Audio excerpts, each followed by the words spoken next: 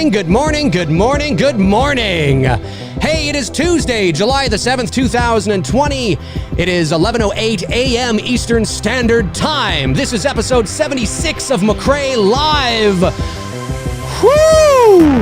It's hard to believe we're already up to 76 episodes of McRae Live. I am coming to you live from the VoiceMann Studios in Toronto, Canada. Wherever you are around the world, it is great to see everybody here. And today on the show, I have, of course, my best friend, my brother from another mother, my co-director, my co-producer, my co-writer. I've known the man for nearly 30 years. You know him, you love him. I'm going to introduce him here in a second. Bruce Dale is on the show here. Bruce Dale is on the show. We're going to be talking It's Me, Billy. The Indiegogo campaign has officially launched. It is in the description. We'll be talking about it. The teaser trailer for the Indiegogo campaign has officially launched, and I could not be more excited to welcome Bruce back to the show. Bruce Dale, ladies and gentlemen, how the hell are you, Bruce? Hey, what's up? How you doing? What's going on, man? It's good to see you. Good to see everybody on the line. Said a quick hello to everybody in the chat. Hope everybody's doing good, feeling good. It's great to be on, man. This is great. Yeah. This is great. Yeah. Yeah. It's great. It's great to have you here. I can't believe I'm doing my 76th episode of McRae Live. Yesterday, I just did my 77th episode of Two Dudes and Some Bullshit.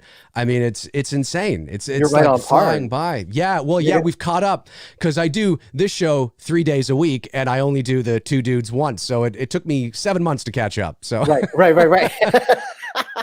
You're going to hit the 100 episode. We're going to have to do like a celebration or some kind of like, special acknowledgement or something to celebrate 100 episodes when we get there. You know what would be great before that? Like an early gift, reaching $60,000 on the campaign. That would be if you guys want to give me a birthday gift / Christmas gift / thank you gift / whatever, we can hit that target and you don't ever have to give me anything ever again. Maybe. I don't know. Right. How you doing, man? It's been a while since I've had you on the show, a couple of months, and it's been a crazy last couple of, especially the last like 4 days has been crazy for us as producers and doing this campaign. I mean, it's just been insane. How you feeling about it all? I'm good. I have to say I'm super excited about the project and super excited with how much great progress we've made so far, and thinking about, like Dave and I are constantly talking about the project. We're talking like every day about it. We're really starting to sink our teeth more and more every day into the creative aspects of the project.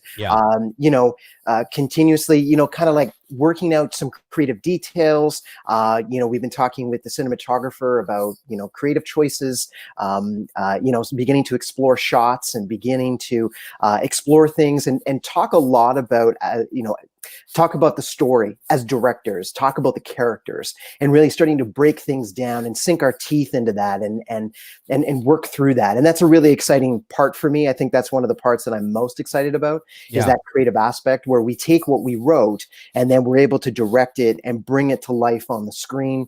And one of the things that Dave and I have talked a lot about is, that theater of the mind, that what kind of tone do we want to bring to the piece, looking at making it, giving it that edge of that playing with that psychology of what's going on with this villain. You know what I mean? Yeah. Paying tribute as one of the original slasher films, but then, stepping that game up and adding more of that psychological thriller component to it as well, to really give it a new level of maturity and evolve it to a next level, while still honoring those original roots and bringing that, so the whole thing, like, it gives me chills just talking about it. And there's certain things that, and we can't say anything, but I think one of the biggest compliments we got when we did our first table read with the actors, and a few of the things in the script have changed since then. So ladies, if you're watching, we will be passing off the script to you soon. Don't worry. That's right. And we'll explain why some of those changes have happened. Right. And it's all for good reason, because this is part of that creative process. Exactly. Right. But one of the biggest compliments I remember is when we did the table read. Now, you could say, well, what are they going to say? But I prefaced this question by saying, you know, because I didn't know sort of what they thought. I mean, it was our first time sort of not only hearing them in the roles, but hearing sort of what they thought of the script.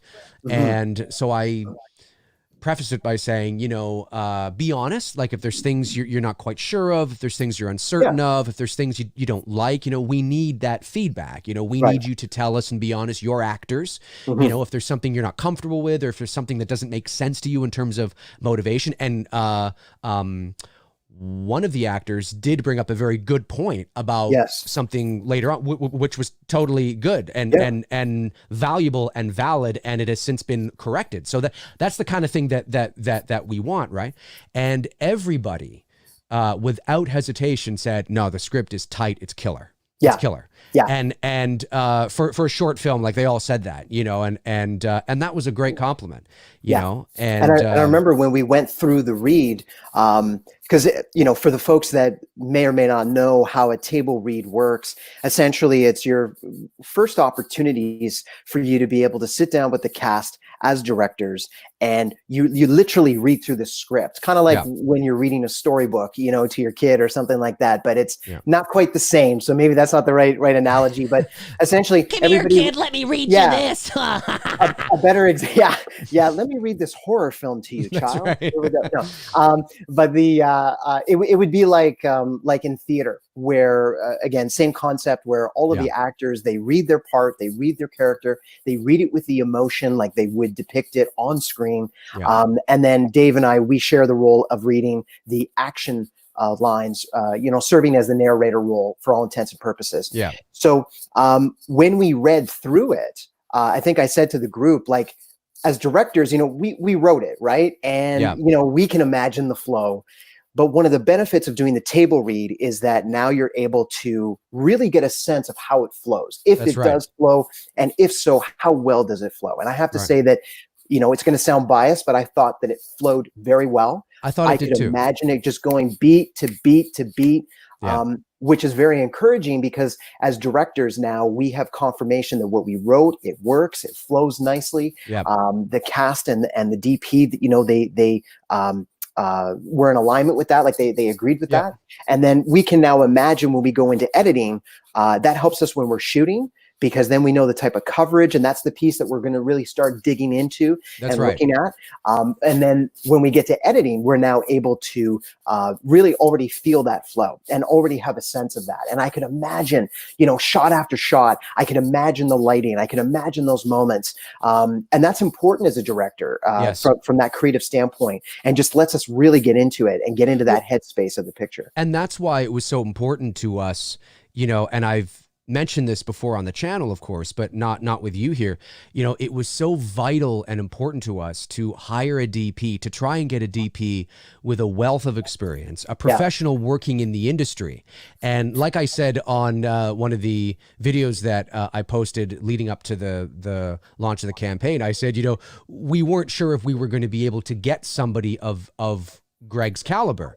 We just didn't know, but we knew that, like, we could have shot the movie ourselves, and certainly the feedback on the teaser is wonderful confirmation that, you know, we might have, you know, been able to do a good job of that, but we really wanted to focus on the directing side of things and working with the actors and having the opportunity to work with a DP to craft the shots and to craft the lighting and not necessarily, because we're producer, we're writer, director, we didn't really also want to be DP as well. I mean, it's a lot of hard work. It's too much to take on. But we knew who we hired was vital, because they were going to be, you know, crafting the look and the style of It's Me, Billy. And I didn't think we were going to be able to get somebody like Greg, but Greg, if you're watching, you are amazing. I mean, you are amazing all around, and we are so excited to have you on board. I mean, again, you know, I've said this, but I cannot say it enough. Greg is a 2-time CSC. That's the Canadian Society of Cinematographers. He's a 2-time CSC award nominee. So he's done fantastic work. Like, he's done fantastic work. He's so versatile with his portfolio. Like, he's done feature films to short films, commercial work. You know, he's, you know, as legit as it comes, right? He's been in the industry for, I think, close to 30 years, maybe something like that, based on his filmography and what I've looked at and how long I've known him too. Yeah.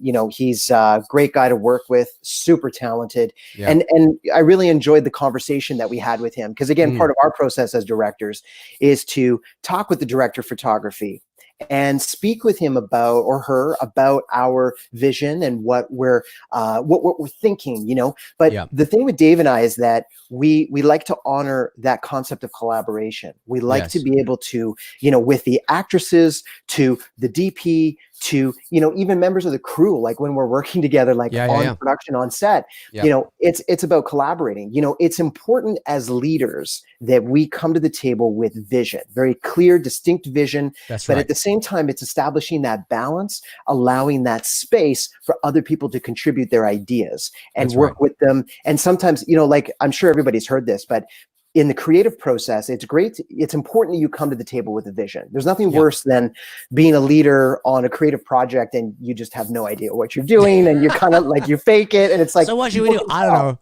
It's bullshit. People can tell. Well, there's the George Lucas, right? You know, faster, more intense. I mean, that's really what it's going to be, right? So, you know, when Victoria's like, so what should I do from here to here? Faster, more intense. We have to get just for a joke, we have to get a shot of us doing that, just to, like, as a gag for you know, we got to do that, because I think that'd be so funny. That'd be so funny. Yeah. So and it's I forget what I was saying, but it's all terrible good. Direction. It's terrible direction. Faster, more intense. Like, I can see it once in a while. You know what I mean? There might be moments where it's like, that's a valid directorial comment. Like, you know, need more energy there. Okay. It's faster, more intense. But if it's for everything, that's the problem. This isn't Frank's hot sauce. We don't put that shit on everything. So. That's right. That's right. But anyway, coming back, it was great to kind of talk about the tone, talk about the, you know, and we really, what we're now looking at is really discussing everything from, like, you know, camera angles, shot choices, what's that visual tone that we want conveyed, you know, and part of our process is sharing some of those references with the DP.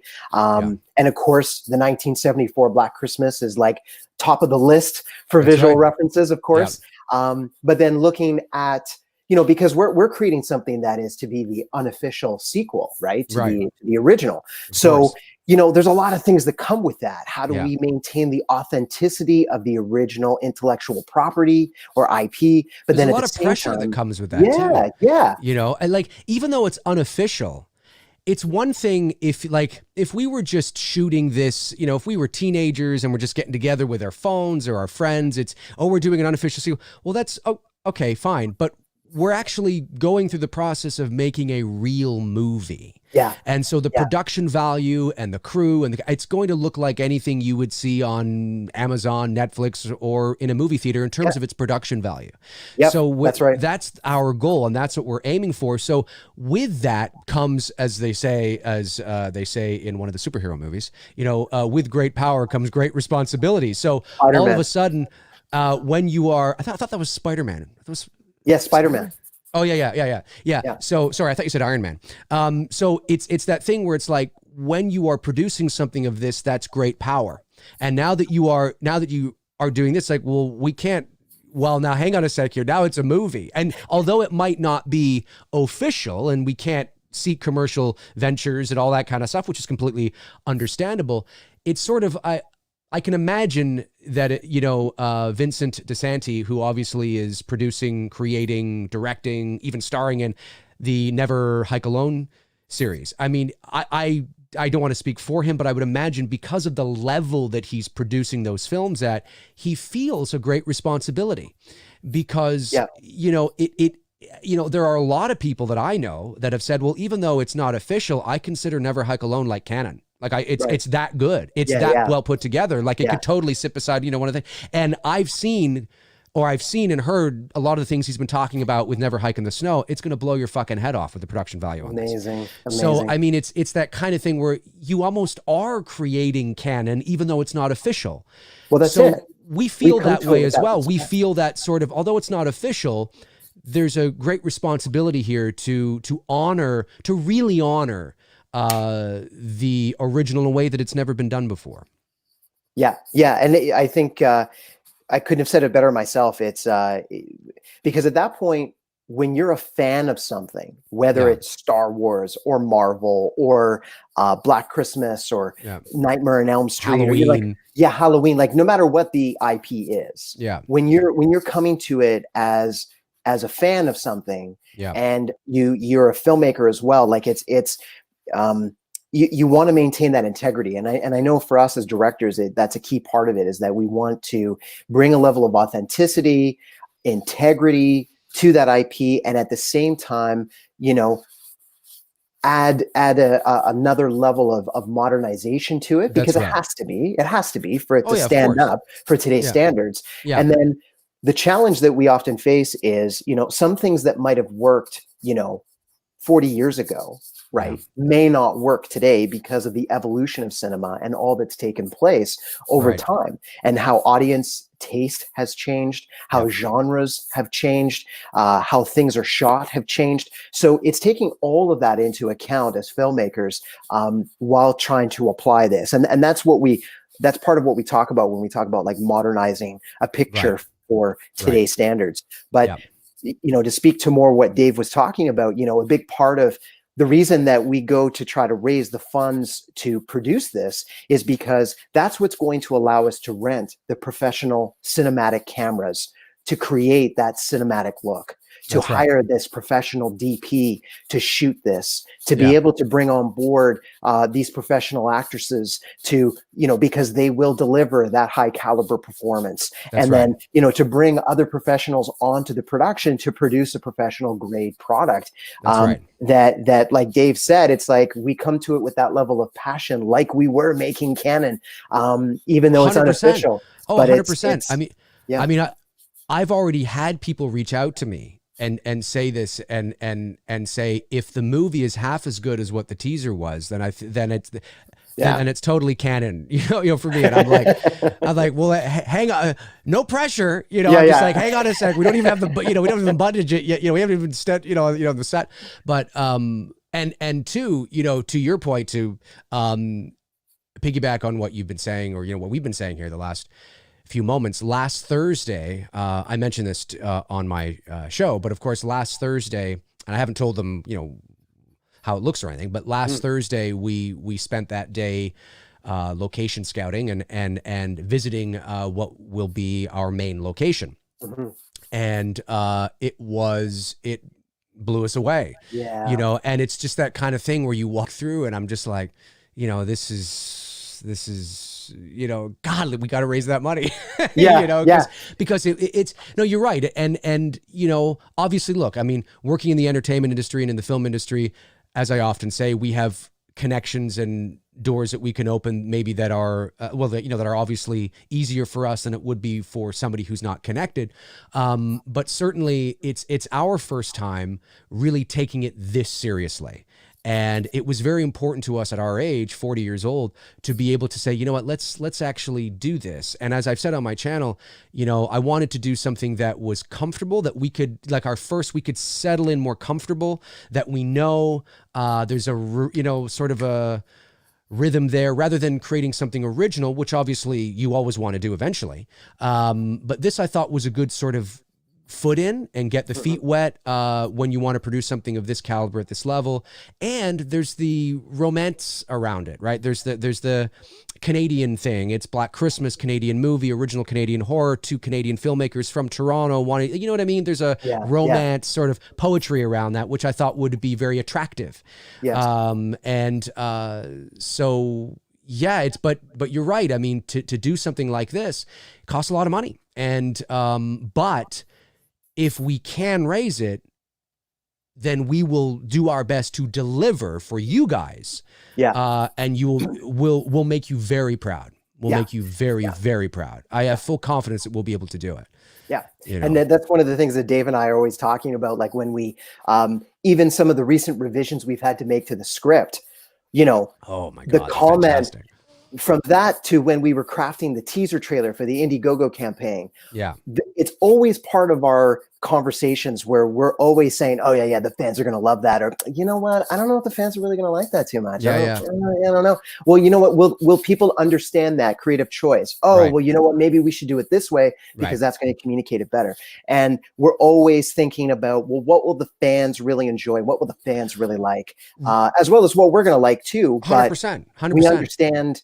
We understand the audience, and we're always doing our best to continuously understand it, because you know it's you guys that matter with all of that. You know, exactly. You know, there's two things I want to say. It's like, you know, we did our job in trying to get everything together in the Indiegogo campaign and the marketing through the posters and the images and the casting and all this kind of stuff. And now it's almost like we're in like we're all in this together. I mean, even you guys, the fans right now in the chat room, fans of the show, fans of the channel, fans of Bruce and me and the horror and, you know, movie, we're all in this together because we do our part. And then it's sort of like we've handed off the baton, you know, to you guys now. It's like, okay, now, you know, we need your help now. So we pass off the baton. And if we can raise it, then you'll be like, okay, you've got our money now. Here you go. And then we got to take it back and go, all right, now it's our turn again. You know what I mean? Like it's a real collaborative sort of thing between all of us. And every single person that donates the campaign there will get thanked in the end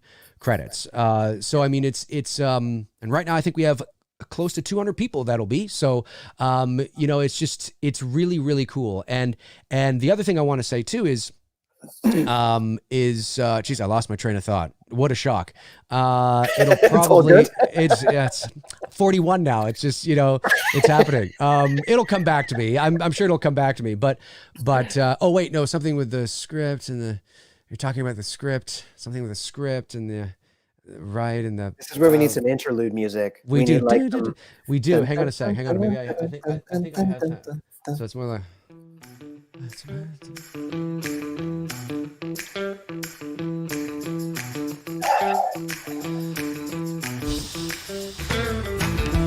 don't know, man. I don't know. Fuck, I can't remember it. I don't know. Fuck! I had. I can't remember. I can't remember. It is. Yeah, it is. Yeah, I can't remember. It's something to do with the script. We were talking about the script. There was something I wanted to say. I'll probably think of it. But anyway, yeah, no. Bruce is right. It's about honoring what's there, and you know, and yeah, thinking about, you know, what, just paying tribute to the original, but still at the same time, you know, taking what has been built, delivering on that. But because, that's what I wanted to say. See, I knew I was going to remember it. Yep, it's going to come back. Here it comes. So a couple of people have reached out to me and asked, you know, why isn't this a feature-length film? And that's a very easy thing to answer. Yeah. And one of the reasons why, if not the main reason why, is because Bruce and I didn't want to bite off more than we could chew. Yeah. Because you also have to remember that if it's going to cost us $60,000 to make a short film, it could potentially be double that to make the rest of the, you know. Well, it'd definitely be more than feature. That. Yeah. To give people a sense of perspective, we are definitely within the normal range of the expenses of what it would cost to produce a short film of, you know, a 25-30 minute length. Yeah. And we're looking at the moment, say like a 5 to 6 day production schedule. Okay. Yeah. And that's going to be busy, and it's going to be, you know, a lot of ground to cover, a lot of shots to cover, a whole kind of thing. So it's like a full week of time that needs to be committed. Like 10 to 12 hour days. Yeah. So when you're talking about, like in Canada and the US, there are differences in the amount of funding that's often allocated for independent productions, because that's what the level, you know, that's where that space that we're operating within, obviously. Yeah. So then, you know, with a feature film, you know, you would want to aim in Canada, you know, it's not uncommon to try to produce a feature film for sometimes as low as 150,000. That's true. But that's getting a little ridiculous on the low end. You really want to get more like 350. If you can get up to 500,000. Yeah, exactly. Like that's sort of like the minimum you'd really want to be working with to produce something of great quality. And you can do a lot with that, but you have to be very mindful with your budgeting. You still have to be very creative. You still have to be tactful. You still have to be resourceful, 100%, right? And sometimes in the United States, there's more funding that's allocated for independent productions, you know, and you know, sometimes they can get up to $1 million, sometimes up to 5 million, anywhere within that range. And of course, less, depending on what the project is and who signed on to it. And you know, there's so many factors that play in. Yeah. And something to keep in mind as well is that because this is an IP that is owned by somebody else, a lot of the times it's better to produce it's again, I don't want to speak for Vince, but Vince has set up his Friday the 13th web series, I guess is what he's calling it. He produced a 45-minute, 50-minute maybe, Never Hike Alone, which is still, you know, considered a short. And then it was so successful, went viral, 1.5 million views. There was, of course, the cameo from Tom Matthews at the end of the movie. I mean, it was just, you know, it was insane, right? Everybody loved it. And the production value was stellar. It was like anything you'd see, you know, an actual film. So it became so successful that now he decided to implement the rest of his plan. And it's easier to produce, say, a 90-minute movie in installments, 30 minutes, 30 minutes, 30 minutes, because then you also are not raising too much money for an IP you don't own too soon. Because a lot of the times, you know, especially now, studios are like, yeah, that's fine. But if we were to raise $5 million to make a Black Christmas fan film, somebody's going to step in. Yeah. Because they're going to be like, well, hang on a sec here. Yeah, that's not, like, you can't do that. That's way too much money. Because that's what happened with one of the Star Trek fan films years ago. I think they raised like 1.2 million or something. And Paramount was like, no. You know what I mean? And they shut that down. So I think if you were raising, I think, and you know, it's not an exact number, but what I've been hearing in my travels and research is that, you know, as long as you're under 100 G's, you know, 100K, you're okay. If you start making, you know, $500,000, it's going to attract not only attention from people, but it's, you know, attention from Indiegogo, you know, attention from, it's just, you know, you'll be on the front page of their page, or, you know, potentially, or, you know, they'll reach, and it's just, the more money you raise, the more that it could become an issue. So it's always best. It's not that it's not that we don't have ideas. That's all we'll say there. Yes. But it's not that we don't have ideas, folks. But it's just, we feel that instead of biting off more than we can chew, because that's a lot of work and it's a lot more money, it would be better to release a movie. Okay, here it's this, right? It's $50,000 or, you know, $60,000. That's great. That's great. It goes viral. Everybody loves it. Oh my God, that's, oh my God, you know, I want to see more. Or, you know, is there going to be more? Or, you know, can you do more? Like, whatever the case is, if the demand is there, well, then maybe we raise another 60,000 and, you know, we continue, or we, you know, whatever the case is. And then you sort of might be able to watch things that way. It's just easier to do that rather than to try and raise, you know, $250,000 to make a feature. That's a lot of work. It's a lot of work. And I think it's especially with an IP we don't own. Right. And I think also the other aspect to it is to remember that as filmmakers, and any filmmakers that are watching this right now, you'll understand and relate to this, that throughout the course of your career, you know, it's never advised that you dive right in with a feature right off the hop, because that's just true too. You know, there needs to be that proven level of experience. There needs to be that proven portfolio of work that demonstrates that, yeah, we can trust you with this amount of money to produce this. And even as filmmakers, it's kind of like, you want to be able to walk before you run, right? You know, it's that kind of concept where, you know, we've been producing shorts our whole life, from the point that we were like 12 and 13 years old. And we've danced the cusp of feature length with a couple of our shorts, you know, but for the most part, it's all been short films. And with each production that we're doing, we're always striving to raise the bar, take it to the next level. And this is just yet another example of us doing that. And you know, providing that it achieves the success that we're aiming for both the fans and for the entire production. You know, that's where we're going to want to take it to that next level. It's not like it stops here. It's like we want to continue that. And so it's a progressive, accumulative thing where you're always building on it throughout the course of your career. And that's normal and natural kind of pathway for any 100%. I couldn't have said it better myself. And that goes back to sort of what I was saying earlier about how, you know, we wanted our first venture at this level, which is to make a professionally produced independent film, short film. We wanted to be comfortable with sort of the IP and the story and kind of something that was fun and you know, horror is always fun to do. It's Black Christmas. We're Canadian. It's Canadian. We're trying, you know, and there's just a funness to it. You know what I mean? And there's an excitement, and it made sense. You know what I mean? I mean, obviously, if this is successful, you know, who knows what's going to happen? Maybe there'll be more. Maybe there won't. But there will definitely.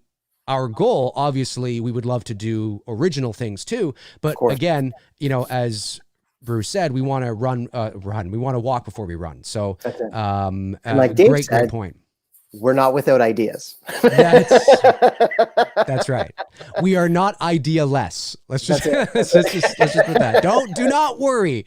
Do not worry. This is our Rolodex of ideas up there. So. The one thing I do want to say to all the fans that are out there and everybody that's watching, we are in dude, after we did the tech scout on Thursday, so it's a tech/location scout because the location that we're looking to shoot at is it okay if I just share some verbal details a little bit? What do you think? We're not going to show photos yet. That's going to come a little bit later. But well, maybe not. Okay, anyway, let's just say that it's an amazing location. Try to be inconspicuous, yeah. Okay. It's an amazing location that it's just tremendous. Yeah. The location itself, we'll say this, is a character in of itself.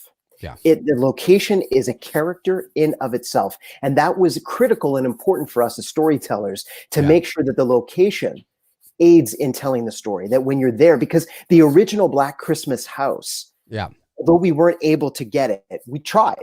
Yeah, we did try. We did, but we weren't able to get it. So, you know, it is what it is. Yeah. Well, because you have to understand that the original Black Christmas house is and has been for some time. It's a heritage house. Yeah. It's on a private street in Toronto and owned by private residents. And I think, you know, I mean, I know that somebody was able, I know there's a video online from nearly 20 years ago. I think it's 2003 or something like that. It might've been the 20th anniversary or the 30th anniversary of the movie. Somebody was actually, like a regular guy, was able to actually get into the house. And he was a guy that I believe used to run a website called itsmebilly.com. Now, I don't think that site exists anymore. But he was able to get inside the house. And I think maybe at that time it was owned by different people who own it now. And the people who own it now were not interested in anything we had to say. So it was unfortunate that we were not able to secure it, but we really tried. We really did try. But do not fret because, you know. Yeah, what we've lined up, this new location, because that, you know, it's interesting from a writing standpoint, right? And a creative standpoint, you know, sometimes you really get your heart set on a particular thing. Right. And then you realize, well, it's not going to be feasible. It's not possible for that to happen. Right. And you have two choices at that point. You can either sulk in a corner and get really upset about it, or you can go, I'm going to take this limitation and turn it into my asset. And that was something that I learned from someone who mentored me years ago. And he had always said that to me. And it really, it gave me some enriched perspective. So, you know, Dave and I sat down and we went, you know, we respect the fact that this is someone's private residence. Yeah. Of course, we're going to go for it because it just makes sense to go for it. But okay, cool. That's your home, bro. So, okay, cool. No worries. So then it was important to us that whatever location we did film at, that it was going to bring authenticity to the IP. It was going to bring that integrity. It was going to let us achieve the creative vision that we're out to execute. And I can say that with confidence, the location that we have found will definitely achieve all of those things. And again, 100%. Part of the funding that we raise, 100%. Well, that's to pay for the rental of that location. That's right. Guys, gals, like serious, it is incredible, visually stunning, filled. It's rich with character, as Dave would say. It's dripping with mood and atmosphere. You're gonna love it. You're gonna love it, and we're not just talking shit. You're gonna love it. No, 100%. And we will reveal what it looks like eventually, soon. You know, because it's great promotion for the, you know, for the film and everything. And the owners of this place could not have been, I don't know if he's ever going to watch this, but if you're watching, John, you and your wife, Lovely people, lovely, lovely, lovely people. And I'm not just saying that to kiss their butt because we want to shoot in their place. I'm saying it because they were genuinely lovely people. Yeah. And so Bruce is right. I mean, we are very excited about that. That was very, very important. So although, again, you only see me when I pop on and do my shows, and 99% of the time I'm not, although I've been talking a lot about It's Me, Billy, over the last week for obvious reasons, but 99% of the time I'm not talking about it.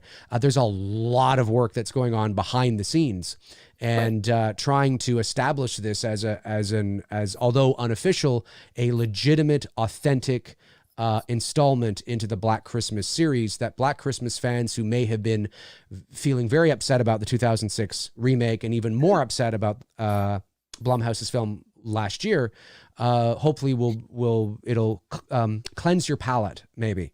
Yes, that's a nice way to put it. that's what we're hoping. That's what we're definitely bringing Billy back.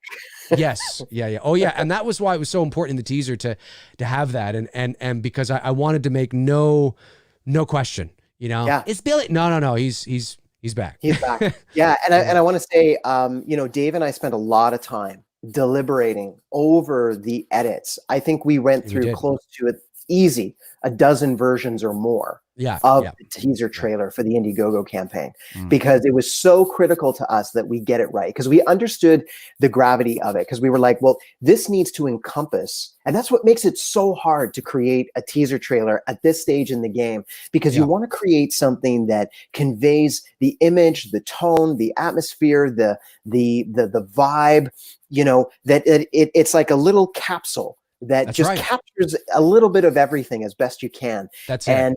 Dave and I shot it ourselves. It was just me and him. Rented a camera and put it together, and really used our filmmaking skills to craft it and work with what we had. Right, it was done on a shoestring budget, as they say. For like literally next to $0. So we're. But working it was so important. I remember saying, and we agreed, it was so important that it conveyed at least at a preliminary level, the potentiality of the production value that you are going to get with the tone of the original film. Because that's really, it's just the tip of the iceberg. Yeah. And that's why the funding is needed, because, we hope that you're able to see it and go, wow, you guys were able to do that with like no money and, spend a couple $100 renting a camera. Wow. So imagine what we could do if we're able to raise that money and bring on this team of people. Just imagine. And we think that all of you will be super happy and excited and really pleased with it. And we're excited for the project to really dive in. And the ladies are just tremendously talented, as I've said umpteen times on this show. We couldn't be more excited and happy to have them. They're just tremendous and so passionate. I can't tell you how many times people have reached out to me and been like, God, Victoria really does look like she could be Olivia Hussey's granddaughter.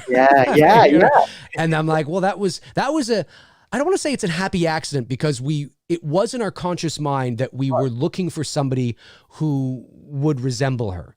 And I mean, it's not like she's identical, but certainly she would be. Exactly. But the fact that she looks enough like her, that you believe it is terrific. And she's so talented, because there could have been a lot of people that auditioned that looked like her but weren't very talented. And really, at the end of the day, you always go with the talent. So if, the redhead with, freckles who is auditioning, which we weren't asking for that anyway, in terms of that character. But if somebody like that happened to be the best for the role, well, she's incredible, right? And she's, you know what I mean? Maybe, her father was light-skinned and had, red hair or something, and that's why she looks that way. Who knows, right? So talent will always triumph any look that you're going for, but it just so happened that Victoria looks like her and is talented. So, I mean, we just lucked in there, to say the least. So, Victoria, if you're watching, hi, how are you? Hope you're all having a good day. So I mean, and I also want to say, I mean, as of right now, where are we right now? The Indiegogo campaign, I'm just going to refresh the page here and see where we're at. And this is just over 3 days. So we've raised, so we have 185 backers. We have 58 days left. We've raised 26% of our production budget. That is 15,810 Canadian dollars. It's probably just over 11,000 US. And I mean, that kind of response, and again, we're under no delusions. I mean, things are going to slow down. That is just, the nature of campaigns. They have ebbs and flows. That's what happens. To keep that pace, would be insane. We're not going to do that. But it is so wonderful to see that we've had a strong start. Yeah. Because if we didn't have, like, let's say we only raised, I imagine we would have raised more, but hypothetically, let's say we only raised $800, the first day, and then $500 the second day. And let's say right now we're not at 15,000, we're at 2,000. Well, there's a lot. I mean, there's still a lot of time, but that shows us that the interest level might not be where we thought it was going to be. The passion might not be where we thought it was going to be. And therefore, we may be spending the entire campaign playing catch up and struggling that way, rather than having a strong opening weekend, as we like to call it. Yeah. And then we're kind of like, okay, well, things are going to slow down. There's no doubt. I mean, we're probably not going to have the same, weekend next weekend that we had, this weekend, right?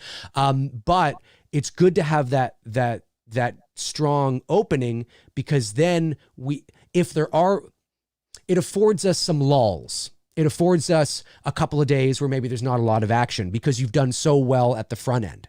You know what I mean? So, and we are so thankful. I mean, I can't believe that 4 individuals already have taken the associate producer package. There's 3 left in that. And I'm just so thankful. Like, seriously, I'm not saying that to kiss your asses.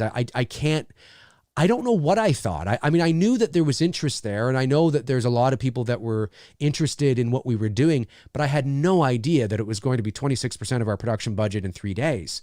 Yeah, that it is outstanding, and so thankful and honored. And it makes me more excited and more eager to raise the rest so we can go out there and deliver it for you guys. Yeah. You know what I mean? And it's just crazy. I echo everything that Dave is saying, because again, I can't tell you enough how encouraging it is, and the sense of empowerment that comes with it, knowing that there's so many people who share this vision and want to back it and support it. And I want you to know that Dave and I really respect all of you for your support, and we respect that dollar that you're putting forward. That's because we acknowledge the responsibility, as Dave said, that comes with it. Yeah, and we're excited. We are even more excited. We're elated because of the conversations we've had privately over the last 2 days. It's tremendous. And again, thank you so much to everybody. Thank you for your support. Yeah. Thank you for your donation. Thank you for retweeting things, for just helping us with the outreach, donating to the campaign. Thank you. And it's tremendous, and we are very grateful for all 100%. Of the support. And thank you to everybody that did a trailer reaction.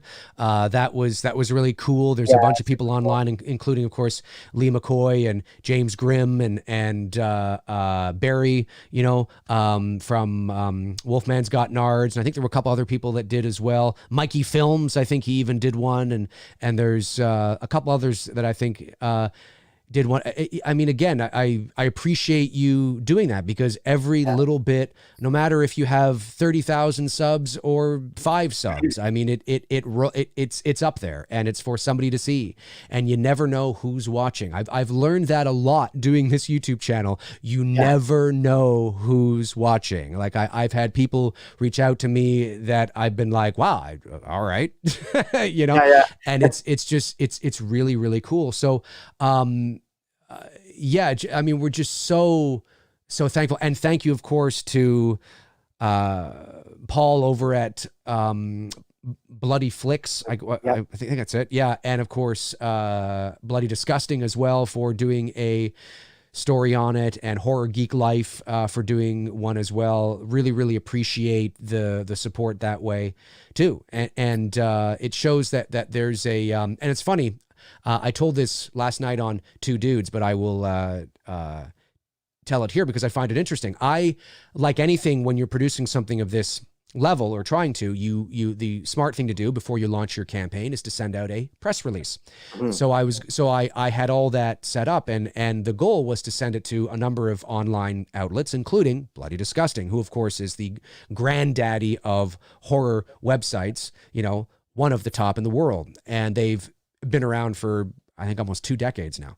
So I think 2001, if I'm not mistaken. But anyway, so I mean, they break Hollywood shit all the time.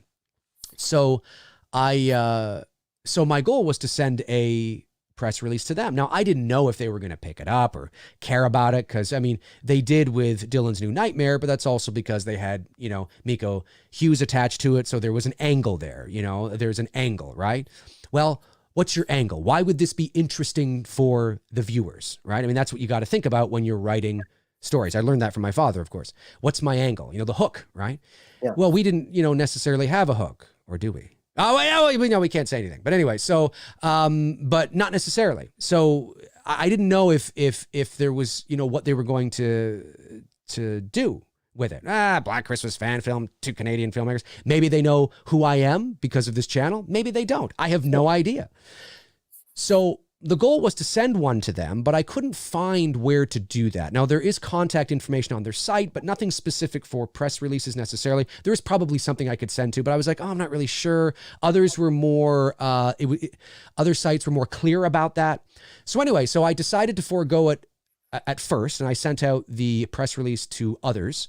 And then I was going to send a message to Bloody Disgusting yesterday. I was going to inquire and just say, hey, just wondering where I send a press release to, because the last thing I want to do is come off as spammy, or it gets sent to an inbox that it's the wrong inbox, so they're just like, delete, you know what I mean? Like, whatever, right? I didn't want to do that. I wanted to make sure that it at least went to the right category, at the very least.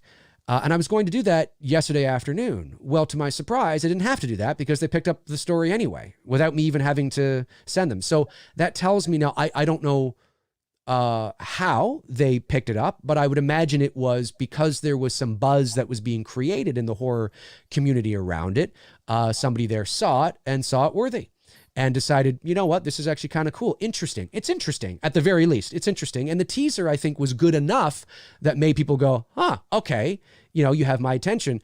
So they did a story on it. So again, thank you to those over at Bloody Disgusting for doing that. We really appreciate it, because any help, any buzz that we can get, obviously helps, you know? So hands down. Yeah. And it's, you know, and thank you as well to Horror Geek Life and Bloody Flicks for covering the story as well. Those 2 online publications or websites as well. They covered the story, and thank you to both of them. And it was it's tremendous. It's exciting. So thank you for that coverage, and for folks that are retweeting that and continuously pushing that out there. The outreach is so important. And again, thank you. Like, it's I don't know. It's just it's just super cool. It really is. It's great. It's great because it feels, it feels, even though it's unofficial, it feels official, you know, and we're taking it, like I said, we're taking it very seriously. You know, we want to produce something. I mean, this is not Halloween the Night He Came Back, which is fine. It's a fine little short we did, but this is a whole different level. Yeah. You know, we're talking Never Hike in the Snow, Dylan's New Nightmare. You know, we're talking full on professionally produced, shot motion picture, short film, but certainly the production value, again, you'll watch it and go, yeah, this, okay. Yeah. All right. You know, so, but it takes time, takes a lot of hard work, takes money and resources. And thankfully, obviously we have access to those, but it still costs money. So anything, and two as well, I know there are some people that have inquired about donating to the campaign because either they're not interested in perks or they've already got a perk and they don't necessarily want to get another one. Right. If you are looking at the campaign on your desktop, there will be a little button at the top underneath the value of how much we've raised. And this is on your desktop or laptop, whatever. And it will say, there's a pink button that says back it. Yeah. If you were to click on that pink button, it brings up a little window that allows you to donate without receiving a perk. So I think the lowest you can donate is $2. So you can donate $2, you can donate $5, $100, whatever you want to do. Because sometimes people maybe have some extra cash and they don't really want to get a perk because, oh my God, I don't want like 10 of those. But I want to help the film. So you can do it that way as well. If you're on your phone, what you do is you scroll to the very end of the perks. And the last perk is the total package perk. It's the executive producer perk. And right beside that, there should be a little pink icon, I think, of two shaking hands. Yeah. And it says donate or make a donation, I think is what it says. Yes. And if you click on that, then the same thing. You can make a donation that way. And we encourage that as well. Because like I said, sometimes people just have $5, lying around and they're like, I want to donate this. And we would really appreciate that. Every little bit helps. Every little bit helps. Like I said, and I can't emphasize this enough, although we really appreciate anybody and have so far people that have come forward and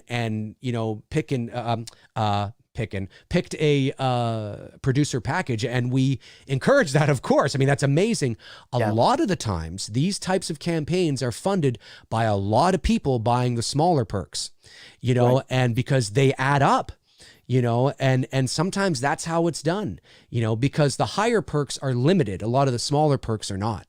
So sometimes that's how it's done. So we encourage it. If you want, a Blu-ray, or if you want your name in the end credits, or if you want the digital download package, which is the movie in full HD, high resolution image of the poster, and a digital copy of the script, that's only $15 Canadian, I think. What's that, 11 US or something like that? There's that too, unlimited. You know what I mean? So there's a lot of the times that's how it's done. So, but again, we appreciate anything that, you guys can share and sacrifice. We appreciate that very much. And we will be as well, at some point very soon, we will be having what we affectionately call the It's Me Billy-a-thons, where Bruce will be on the show here. We'll be taking nothing but super chats, and we'll try to get the girls on as well and all that. And that'll be happening soon, probably in the next couple of weeks or so. Yeah. We'll be doing that. So anything else you want to say, Bruce, before we move over to questions from the fine folks here from the audience? We have 134 people watching. Cool. Awesome. Yeah. Well, again, I echo everything that Dave is saying, and thank you to the 4 people that made the donation for the associate producer position and that particular perk. And thank you to everyone else who has made donations to all the other levels of perks. Again, I echo everything that Dave is saying. It's just tremendous to feel the love and feel the support. Yeah, it's wild. We've been at this since we were kids, like we said, and faced our own life challenges and things that we've had to overcome to get to where we are today. And everything that we've done, we've worked really hard to achieve. Things weren't just handed to us. And so that's why we appreciate and we respect the struggle, whatever struggle that may be for whoever that may be, and because we can relate to it. And then that's why we take it seriously. We understand what we're asking, and we thank you very much, because it's just super cool, and we are excited to deliver. We are. Oh my God! I can't tell you enough. Like, it's just I was making altercations to the script based on your notes, right? Alterations. Yeah. Oh. Is that what I said? Altercations? I was making altercations to the script. I meant alterations. I meant alterations to the script. And yelling back at me, I just couldn't take it. It was just it's true. It's exactly what happened. It's exactly what happened. Based on your notes, of course, that you had sent over to me, because sometimes that's how we work. Obviously, because we can't always get together in person. So I will write some things down, kind of just a base kind of thing, and I'll be like, okay, here's kind of what I'm thinking. Send it to Bruce, and he'll be like, I like this. I think this might need a little more here. That might need a little more there. He'll send that back with some notes, and I'll be like, okay, cool, and I'll make those adjustments. And then if there's anything that I'm like, I don't know, I really like that, I'll let them know, like I did yesterday. Yeah. So it just needed a little more explanation. I think I don't think it was really there in the script. But when I explained it to you, you were like, oh yeah, totally, Yeah, which is really cool. And I think we've created a really good process that way, because there's things that one of us might think of, and then the other person kind of goes, well, I don't quite understand that. Can you explain that more? Well, I was thinking about this. Oh yeah, okay. Well, then we just need to tweak it and make it like this, because now that's going to convay it for the audience. Nice Exactly. Correct that accordingly, and it's I think it's been a really nice process that it has. And but sitting there writing it and especially the I can't say anything, but we know what I'm talking about. Like, there's a lot of scenes in there that you're just like, oh yeah, like if this can be even 70% of what it is in my head, you know what I mean? Yeah. Like, I'm just like, this will be good. And again, it's a short film, so there's not it's not like we have a lot of time, and it's about a real quick. Exactly. It's about so the pacing will be fairly quick. It's about a 23 page script.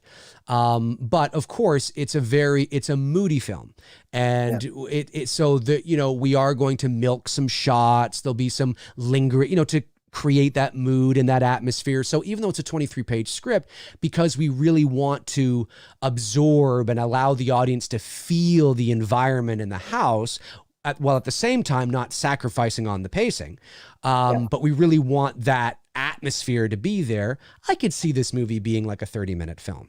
I think that's entirely possible because of how much we're going to really set each scene, and set the mood and set it and things like that. But certainly a film that's probably anywhere between 25 and 30 minutes. And who knows, maybe it'll be shorter and it'll be better for it.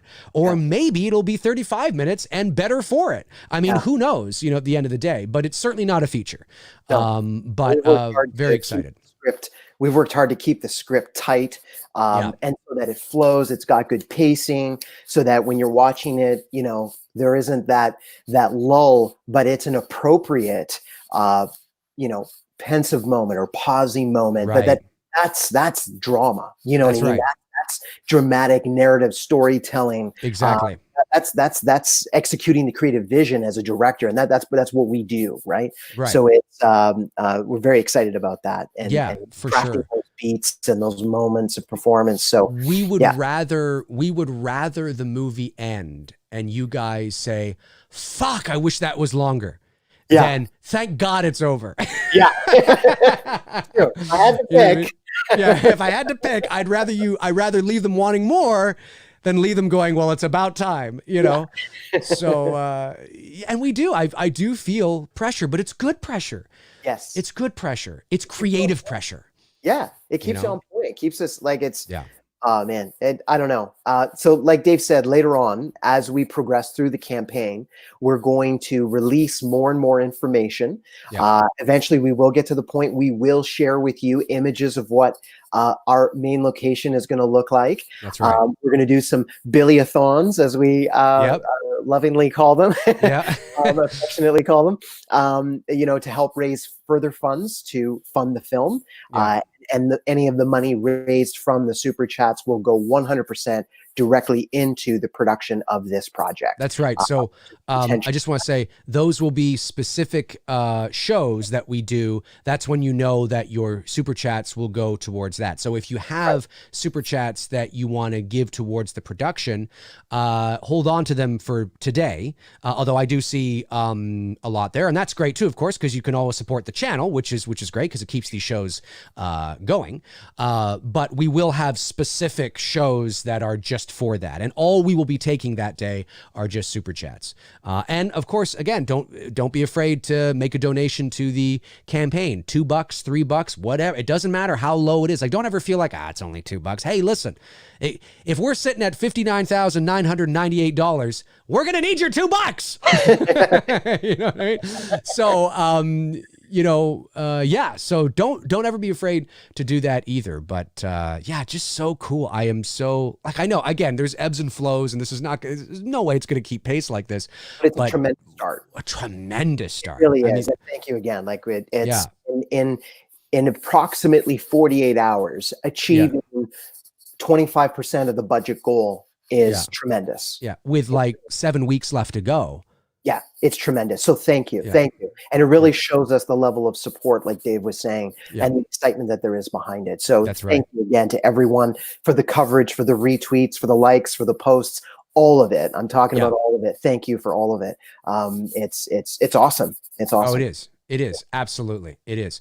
Let me just, I'm going to go over and, where did I go here? Going to go over and take some super chats. You ready, Bruce? Yep. Okay. Let's do this. Okay. So, no surprise off the top. We got Intel Wild going hard into the paint.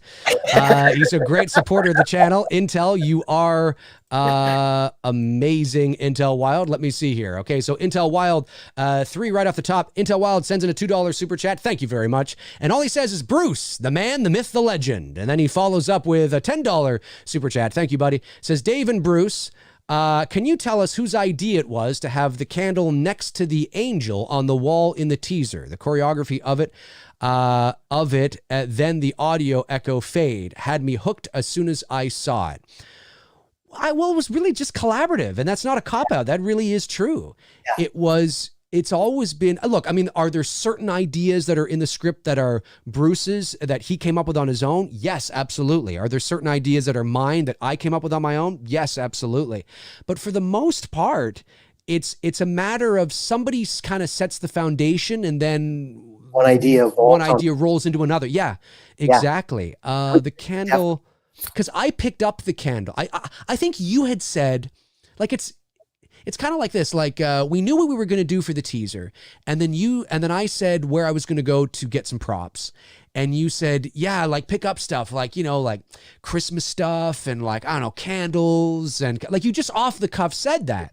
Yeah. So, and then when I saw it, I was like, oh, that's an interesting looking candle.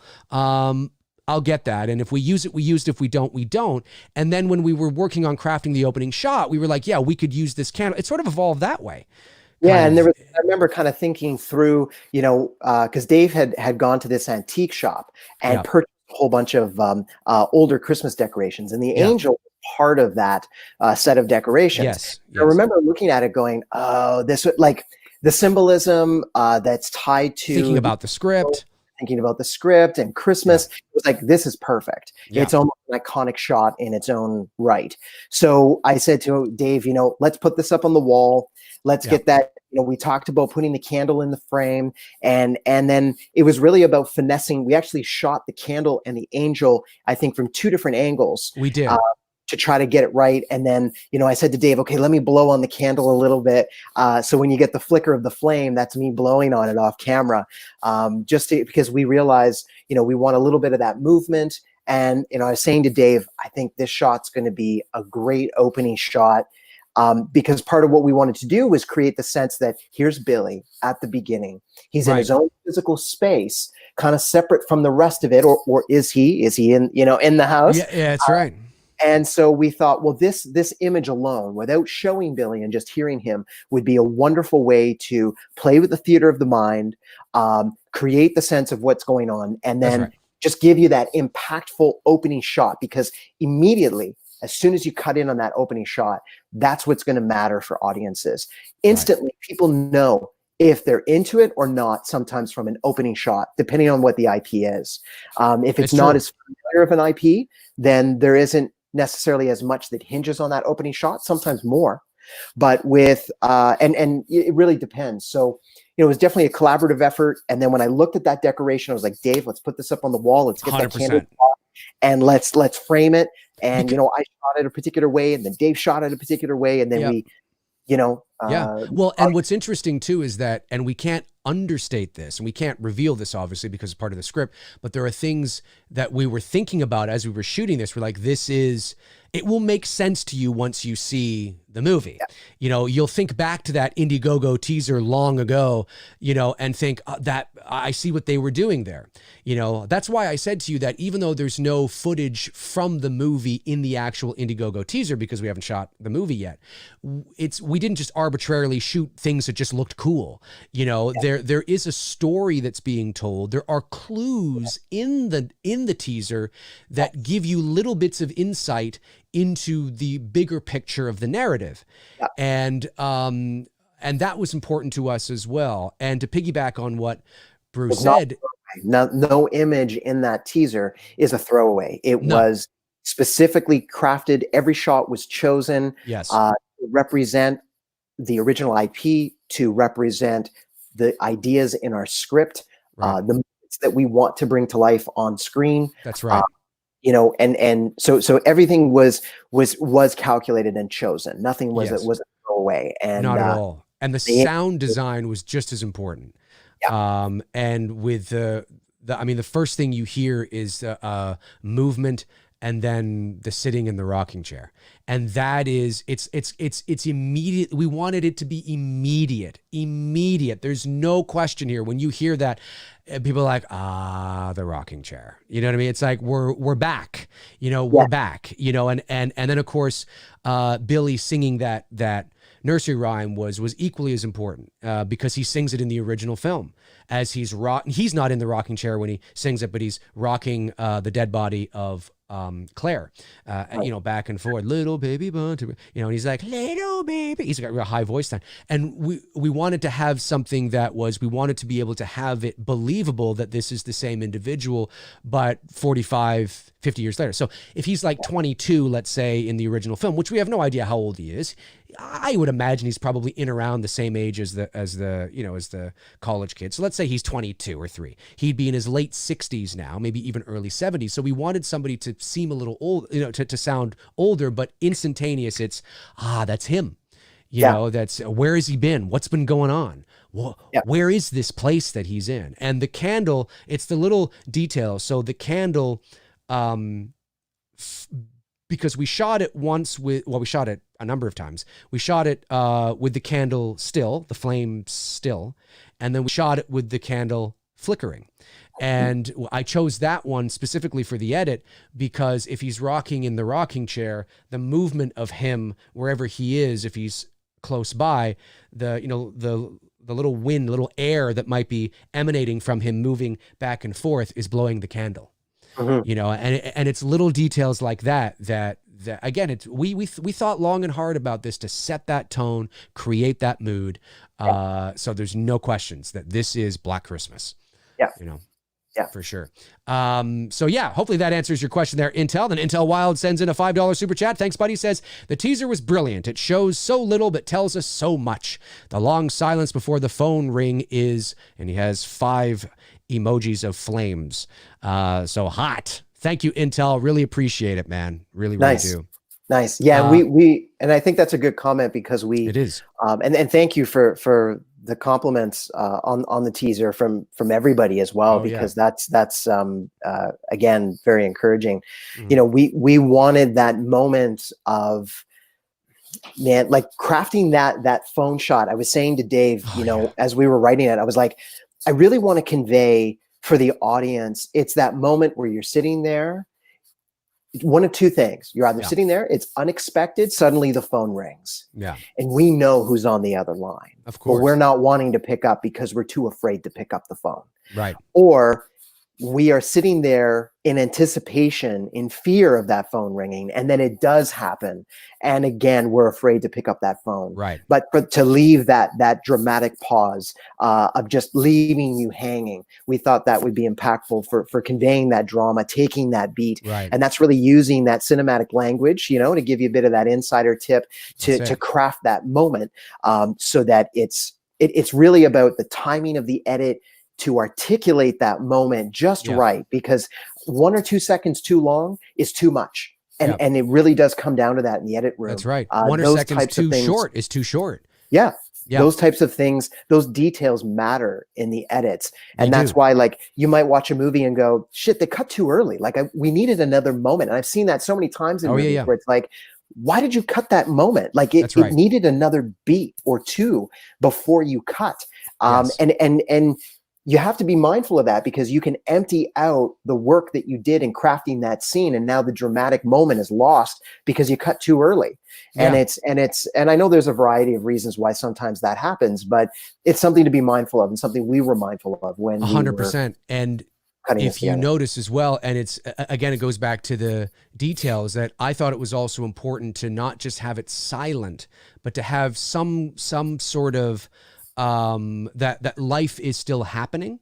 So instead of, as the music ends, we could have had it just silent for 10 seconds, but I thought that it would be eerier to hear a clock ticking in the distance. Yeah. And it's symbolic. So it's not like a big, like a bomb, tick, tick, tick, tick, tick, but it's just off in the corner on a shelf. Yep. So Yep. it's a lived in space. It's a lived in space. There's an environment there. And also the clock is symbolic of time. You're waiting for something to happen. So again, you don't necessarily think of these things consciously, but they do affect your subconscious. Yeah. And you hear that, and it's like, just tick, tick, tick.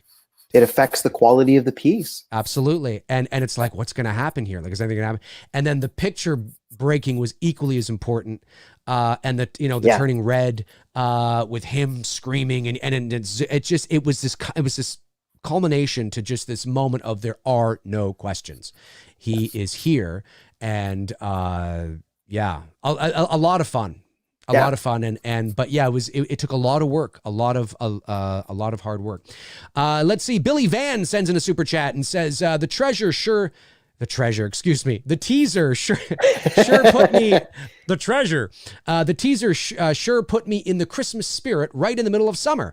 I haven't been more excited for a fan film before. Great work, guys. Well, thank you, Billy. Thank you very much for saying that.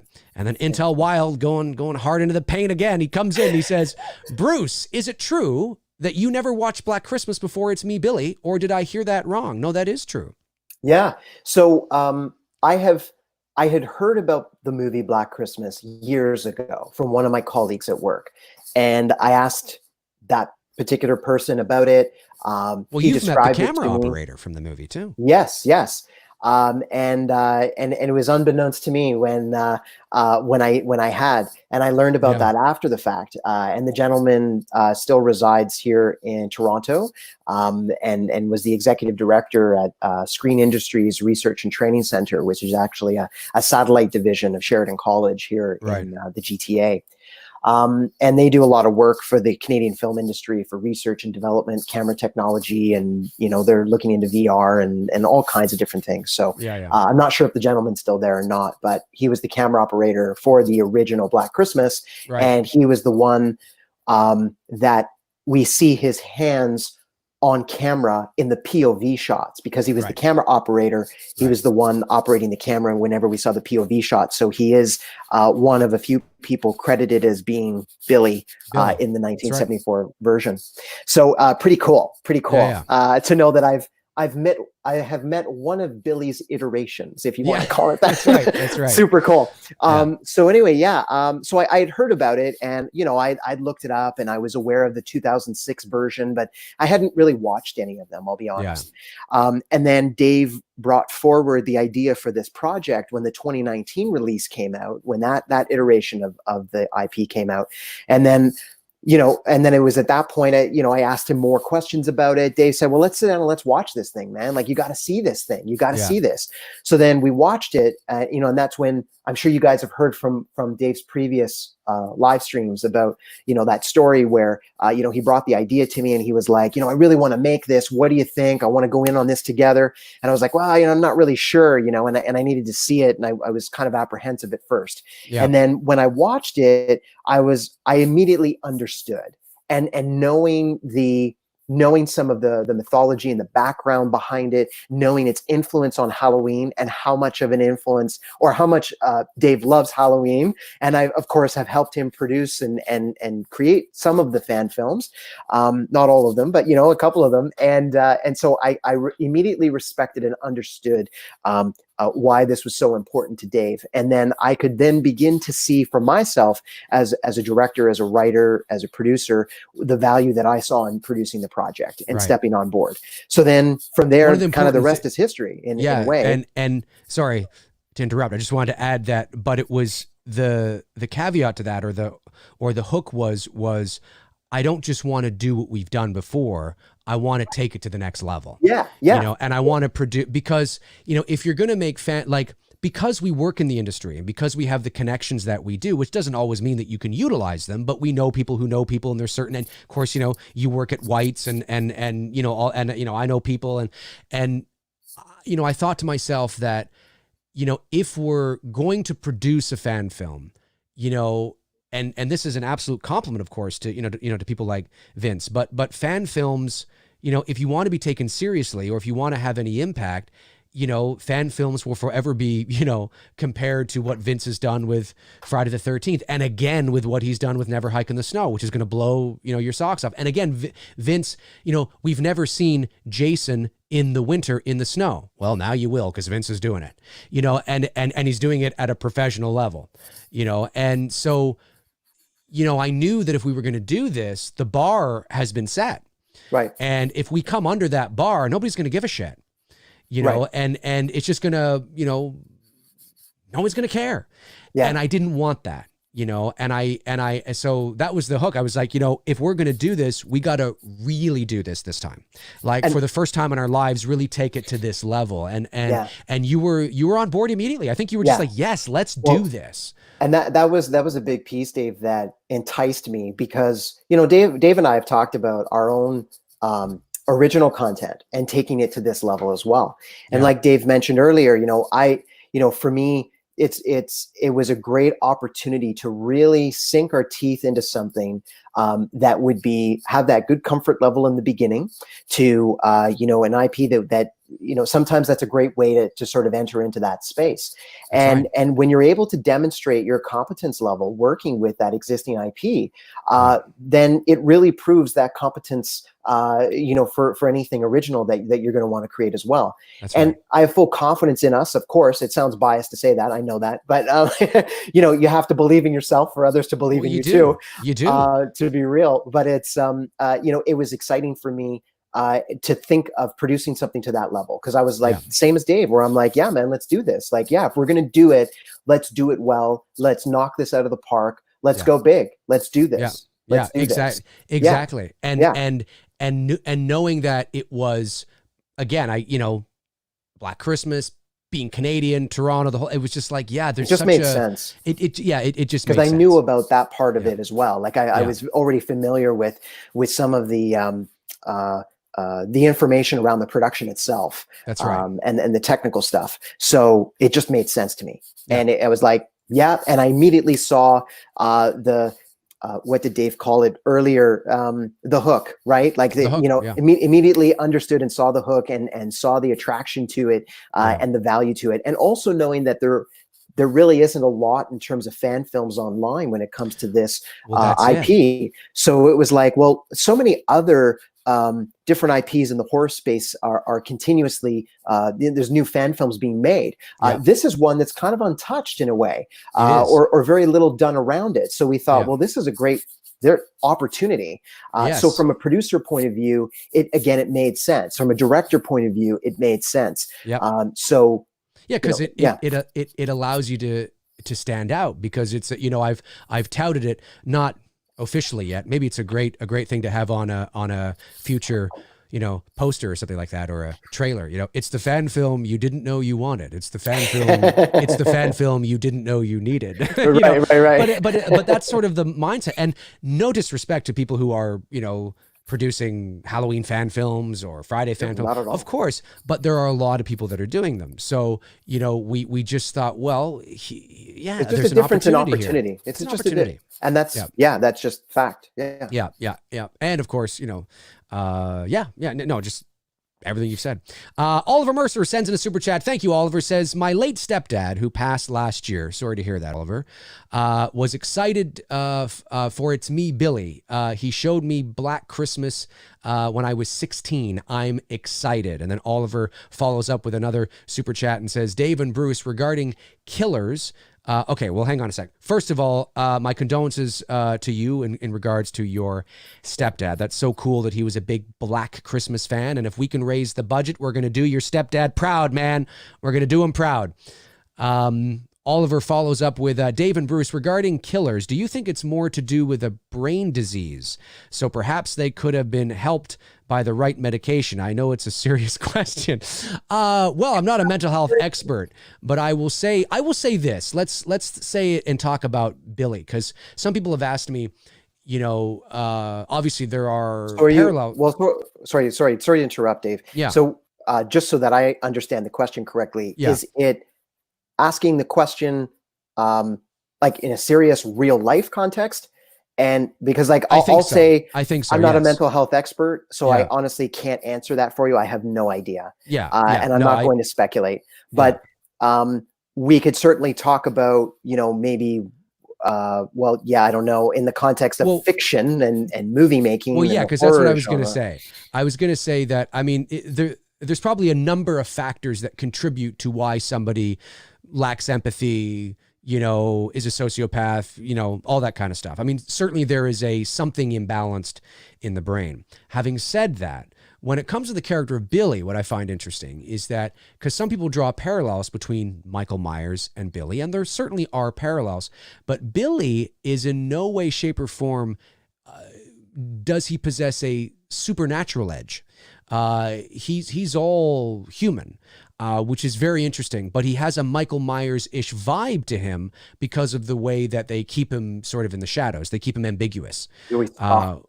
Yes, exactly, which is really, really cool. So it's a different kind of scary. I mean, Billy is clearly unhinged on some level. He's schizophrenic on some level. There's something there which is eerie and creepy. And I think, again, keeping that, whatever that is, it's not this in Michael Myers, it was the evil supernatural force. Like, what is that evil that's inside him? With Billy, there's something more natural that's taking place. But if you keep that as well ambiguous, it still has the same effect, the same creepy and eeriness, which I think is really cool. And I think something that, as we've been working through the script and discussing our notes as directors, thinking about the character of Billy and thinking about just the picture overall, meaning the production or the piece, the film overall. As I was saying to Dave, I think it's important that we really play up that psychological component. And I love when Dave describes using the theater of the mind, because there is great value in that. And when you look back at the old radio plays, that's all that was. And I loved some of those old radio productions because you didn't see anything, because you couldn't, because television wasn't a thing yet. And then but the sounds and how it played out and how it encouraged the imagination. And sometimes, as I know we've said so many times before, what you're able to conjure in your imagination with just a little bit of suggestion can sometimes be more frightening than seeing the blatant image right in front of you. That's right. And so that's the piece that we're really wanting to play up, while also honoring that, that thrasher slasher kind of component. But it's looking at that psychological play, and adding a level of menace and as a way to evolve this character even more. And it's a very menacing, frightening character, because of the realism. Because of the realism that you were describing, Dave. It's more frightening when it's real than if people know that it's made up, and then it's not. Right. And that's the hook with bringing Michael Myers back to his roots, where he's a human being, but there's a supernatural edge that is unexplainable, and it becomes frightening that way. It's more frightening than, say, him being literally supernatural and and he's a zombie, like he kind of became by the later installments. I did want to say too that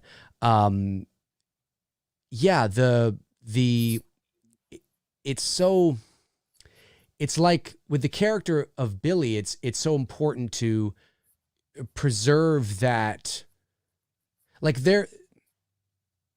anyway, I know what I want to say, but I don't want to say too much. I don't want to say too much. It's just it's definitely, there is a lot there to be excited about with the character. And what we want to do is, again, we're under no delusions. We want to honor the original, but we also want to open things up a little bit to a bigger story, there's a bigger picture, I should say. But at the same time, we want to preserve the anonymity and the ambiguity of everything as well. And you're right. I mean, there's a great quote from Roger Ebert, and I'm paraphrasing this. I've talked about this before on the show, but I'm paraphrasing, but he said something to the effect of that more often than not, the bump that goes bump in the night is often far more scarier than what causes the bump that goes bump in the night. Yeah. And it's the fear of that unknown. That's right. And there's a level of unknown that Billy brings. But like you said, that's the difference between him and say someone like Michael Myers or these others that have this paranormal aspect added to them. Yeah. You know, an audience can, sometimes you can dismiss the notion that, oh, it's a ghost, or it's a zombie, and that's not real. But when you have a villain who is through and through human and very real, that is much more difficult to dismiss in terms of fear. And that's a key component of what can make people feel afraid when watching this type of character. And that's that psychological component that plays into that theater of the mind. And it's all tied in.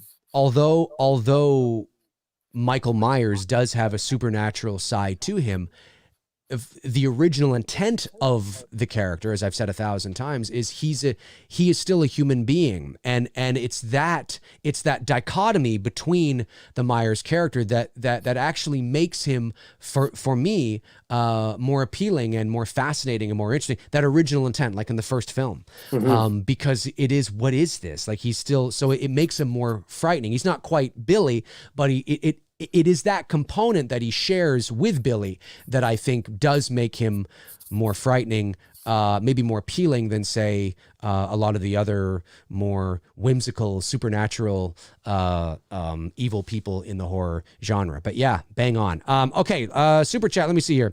Super chat from Anthony Stanfield says, the suspense with such little movement was perfect. I'm assuming you're talking about the teaser. Thank you so much, Anthony. Thank you. Really appreciate that. Agent Priest sends in a super chat and says, Dave, the teaser was great. Loved it, bro. Thank you very much, buddy. Thank you. Really appreciate that. Frank Riker says, sends in a $2 super chat and says, this is for the boss, Bruce. Thank you very, very much, Frank. Appreciate that. Frank, of course, is one of my great moderators here on the channel. Thank you so much, Frank. Appreciate that. And then Frank follows up with another super chat here and says, Bruce, here in the States, some are pumping the brakes on opening due to increased COVID cases, stopping a positive outlook. How is this affecting your job? Okay, so my job within my workplace, or do you mean within? I would assume so. The industry overall. So it's okay. Well, certainly with the organization that I work for, we rent all of the movie equipment that's used to make the movies. We rent cameras and generators and grip and lighting equipment and all of that. But we also have a division or a line of our business that is into rentals of location support equipment, and that also includes the purchase or the selling of personal protective equipment, or PPE, as well as the rental of disinfectant products and other cleaning products and other types of PPE, or can be used in conjunction with PPE. So that line of the business is still, the company overall is open for business in Canada, because the Canadian market and Canada overall has done a pretty good job at what's the word? Putting the down curve, the epidemic curve, like getting the cases to come down for flattening COVID. the pandemic curve. That's it. So Canada's done pretty good with that, and we're in a good spot at the moment. So we do have a number of productions that are resuming, mostly in the commercials sector, because the advertising industry is moving back up. I know that a lot of productions face challenges with the restrictions and the new COVID-19 safe work practices that have to be implemented. even Dave and I have to be taking those into consideration as producers with our production, and we will be coming up with our own protocols even for that on set for our crew and our cast, because it's in health and safety first. Yeah. So, our organization has done very well, I believe, with respect to managing the entire situation. Done very good with its response internally with its employees, as well as with our customers. And I think it's done a pretty good job at communicating to our clients and really doing a great job at keeping them engaged and speaking with them about, this is what we're doing to help protect your health and safety. We take COVID-19 seriously, and the organization definitely 100% has, and I know is very much positioning themselves and has positioned themselves as a leader. And we've have members of our team that have participated on these committees, like Section 21, to name one of them, and a couple of other organizations nationwide to help set these standards for safe work practices for the film industry in conjunction with the various unions and guilds and other professional organizations within the Canadian film industry. So overall, it's been a very strong response, very responsible response, and I think effective as a result. And I've certainly learned a lot from that. And it's definitely in alignment with a lot of the standards and regulations that the government has put out here in Canada, both on a provincial, municipal, and federal level. And then businesses are left to fill in the blanks, but that's normal of any government regulation that comes out. That's true. But they've done very well, and it's been a bit of a journey, but it's been positive, I believe. So things are beginning to return to a level of normalcy, slowly and steadily in a responsible manner. And I know that there's a lot of productions that are either, production offices are now opening up in a limited capacity, beginning to ramp things up in anticipation for going back to camera. So it's very encouraging here in Canada with the production scene. Yeah, for sure. Yeah. Let's see here. Let's take a few how's your time, Bruce? Are you doing okay? I'm good. Time? Yeah, I'm good. Doing for time? Yeah. All right. Robert Thidoff says, love being an associate producer for It's Me, Billy. Well, thank you, Robert. Thank you. Awesome. Really appreciate that, man. Really appreciate that. Matthew Mill says, will you be adding any new perks as the campaign progresses? Yes, definitely. There'll be a few more that pop up there throughout the 7.5 weeks, I guess, that we have left. There'll be a few that pop up.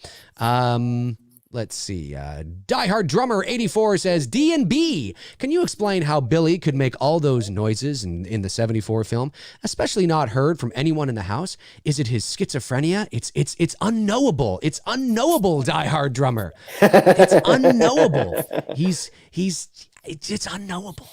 It's not knowable. It's not knowable. It's called suspension of disbelief. It's what I think is what it is. It's no, I don't know. I don't know. Maybe he was, the walls were thick. The insulation is good. I don't know. Like all concrete walls. All concrete walls. So there you go. That's what it is. Can escape. That's what it is, of course. Alexander Dirksen says, something supernatural is more frightening to me than just a crazy guy that can kick in the face. Hey, there's something to be said about us. There's something to be said about something supernatural, for sure. Yeah, absolutely. And I think we, can mix the two, kind of like you did in the original Halloween. It's an interesting mix. Yeah. Balon TV says, you guys did a great job building atmosphere in the trailer with little to no action in it. Thank you. Thank you. Yeah. Thank you. No, that's really great to hear, because like we said, we worked really hard on it, did our best to bring that tone and that flavor to it. Yeah. And we wanted to represent the cast that we've brought on board so far to again enforce that piece. But it was it's always a challenge, right? And it's so thank you for that. For sure. Dia Maria, who's a great supporter of the channel and a patron of mine from New York City, says, "Hey Dave and Bruce, did you guys consider Olivia Hussey for a cameo?" Well, we can't talk about that. We'll just keep quiet about that. That's not a yes. And it's not a no. It's just there's reasons I have to keep quiet about that. It's not a yes and it's not a no. It doesn't mean we're searching. Doesn't mean we're looking. It doesn't mean anything. There's just, it's just information that I can't talk about. That sounds so like I'm saying yes, but I'm really not, actually. I'm really not. There's reasons why I can't say anything. But anyway, We love you, Dia. We love you. Crystal Lake Counselor 1977 says, Dave and Bruce, legally, how does an independent filmmaker use characters on film that belong to a company without any legal consequences? Well, I will say this. I did mention this again. A studio, somebody who owns the IP has every right at any given point in time to step in and shut something down. The good news, like I said, and I sound like I'm beating a dead horse here, but it's important. The good news is that, you know, and I talked to Vince about this as well, is that there's a sense that's beginning to brew within the independent film community as it relates to fan films, especially ones that certainly look like a real movie, that studios are generally, and again, it depends on who we're talking about. It depends on the individual at the top, but generally the general consensus in the community is that they're okay with fan films as long as it's a certain budget. You can't make a feature. That's another thing too. They would prefer. Now you can make a feature on your phone with a production value that doesn't look like a real movie, but if it's a real legit professional production, they generally like you to keep those things to short films. That doesn't mean you can't make 4 short films in a row and, oh, look at that, there's kind of a feature. You can certainly do that. That's I guess a bit of a loophole in some regards, but they don't want to confuse audiences into thinking that your production is the real thing. That's their number one sort of concern. So they're cool. You know, hey, yeah, raise 50, 60,000. Sure. You know, knock yourselves out. Make it a short film. Yeah. Have some, because it keeps their properties in the pop culture consciousness. It keeps people, you know, current. It actually may have a positive effect in people seeing it and then going back and watching the real things. Yes. So, and in that way, it's beneficial. It's free to them. Advertising in that, it's free in that advertising. regard. Right. And that's, and as long as you're not being, you know, slanderous or calling people out or something like that, which is why I've been very truthful about it. Is I've said that the 2019 remake, although it's not for me, and I do think that, I mean, it's very clear that there is a political slant to it, which is totally fine. I've often think calling it Black Christmas was a mistake. I think they did themselves a disservice. I think that it would have been more well received had it been called something else. But, you know, and I'm not going to shy away from that. I mean, that's how I do truly believe that. But I think a lot of the studios, I think, are beginning to see the value in them. You know, free advertising, certain budget, certain length. Mm-hmm. You know what? Knock yourselves out. You know, I mean, we can't sell it to Netflix or anything like that. Right. We can't make any long-term profit off of it. And they're great portfolio pieces. They're great portfolio pieces for us, for the actors, you know, for people involved. It's great. So yes, at any given time, could somebody say, okay, no. But I think at the end of the day, they're beginning to see the value in them. Yeah. And just to add a little bit to what Dave is saying there, you know, because you're bang on with everything you're saying. Dave's described those thresholds. The other piece of it, it's free advertising for those folks and for those organizations, those distributors. But then at the same time, it's also helped launch some people's careers.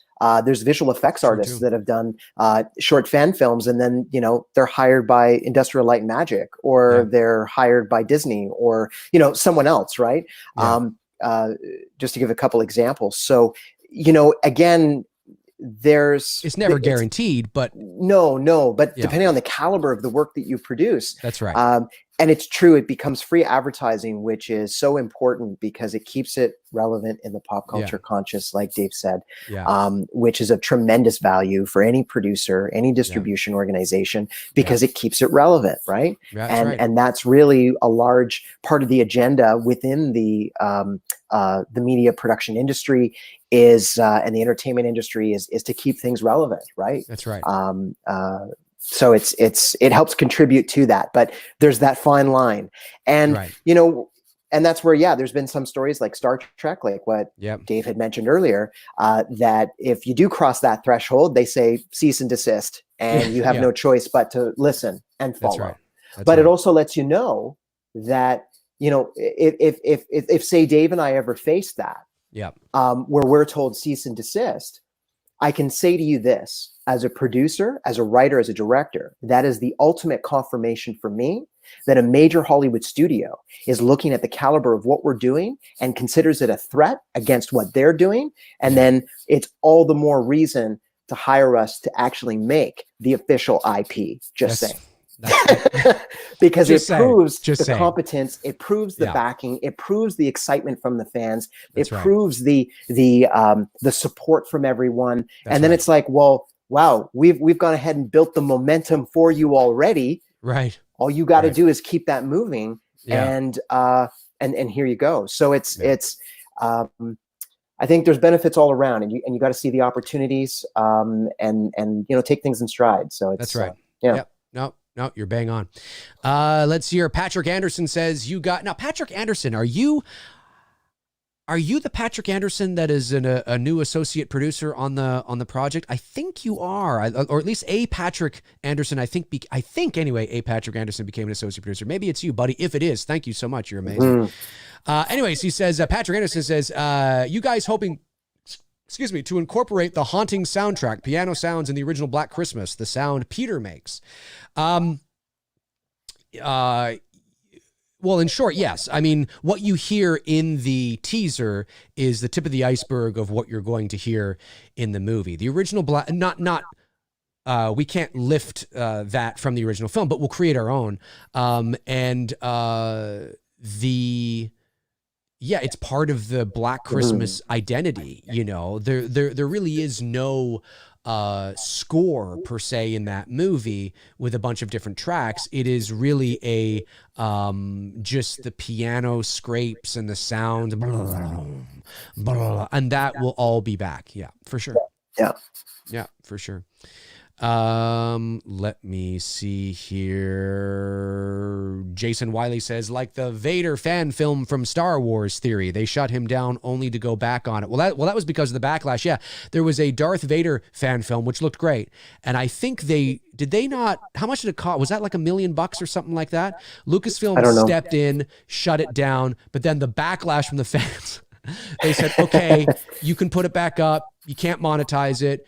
If you want to make a sequel, you can't do this, you can't do that. And of course, but that's because he drew too much attention. It cost too much, Right. And they don't want people mistaking it for the real thing, Right.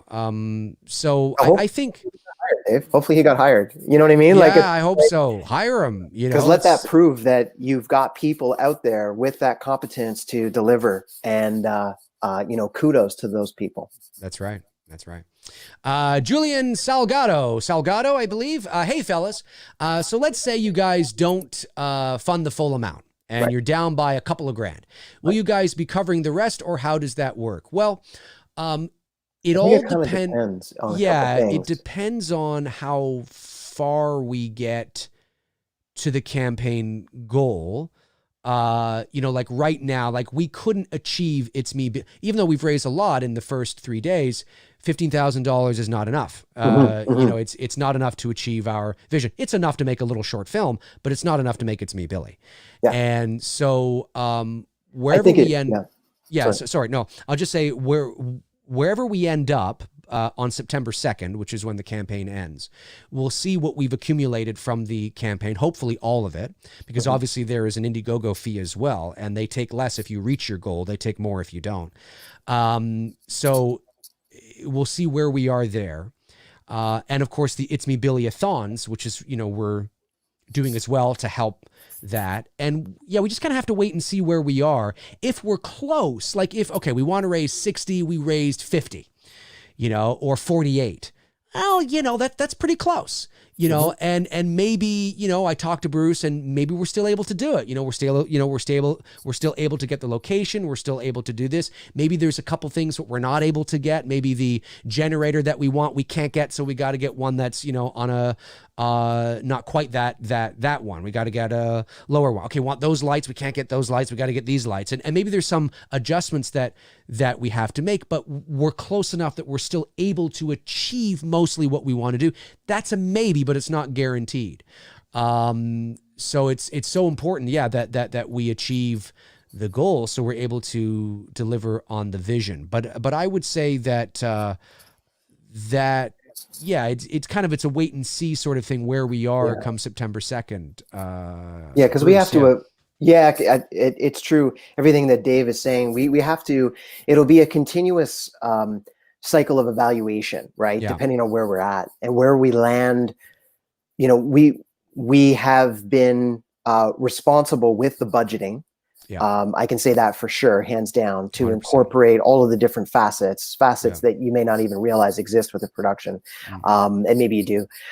So if we don't achieve the full scope funding, then yeah, there's going to be some aspects that we may not be able to do, and Yeah. we're going to have to evaluate and really assess how can we still deliver high quality, let's say we raised another $5,000 and it capped out at 20,000, for example. Well, Yeah. we're not going to be able to produce the whole thing, but we have a contingency in place that we've begun to talk about that we can look at and go, well, obviously we can't produce the whole picture for that. So then what part of it can we do? Because we still want to deliver something for the fans. That's right. And then what can we do that would make sense? And we've already prepared the cast and our DP for that and begun that conversation so that, so basically it's to say we're committed. And we're definitely at a point now that we have full confidence that we will be where we are fully committed. Yeah. It's just a matter of how much will we be able to produce, and we want to be able to make the whole thing. And that's why it's important to us to be able to raise the full scope of funds. That's right. Because we don't want to have to make any compromises or whatever. No, that's you not don't. ideal. Like but, when you're writing the we're script and evaluating. yeah, sorry, dude. Yeah. No, you're bang on. You don't want to make those compromises. You want to be able to raise the funds that you need.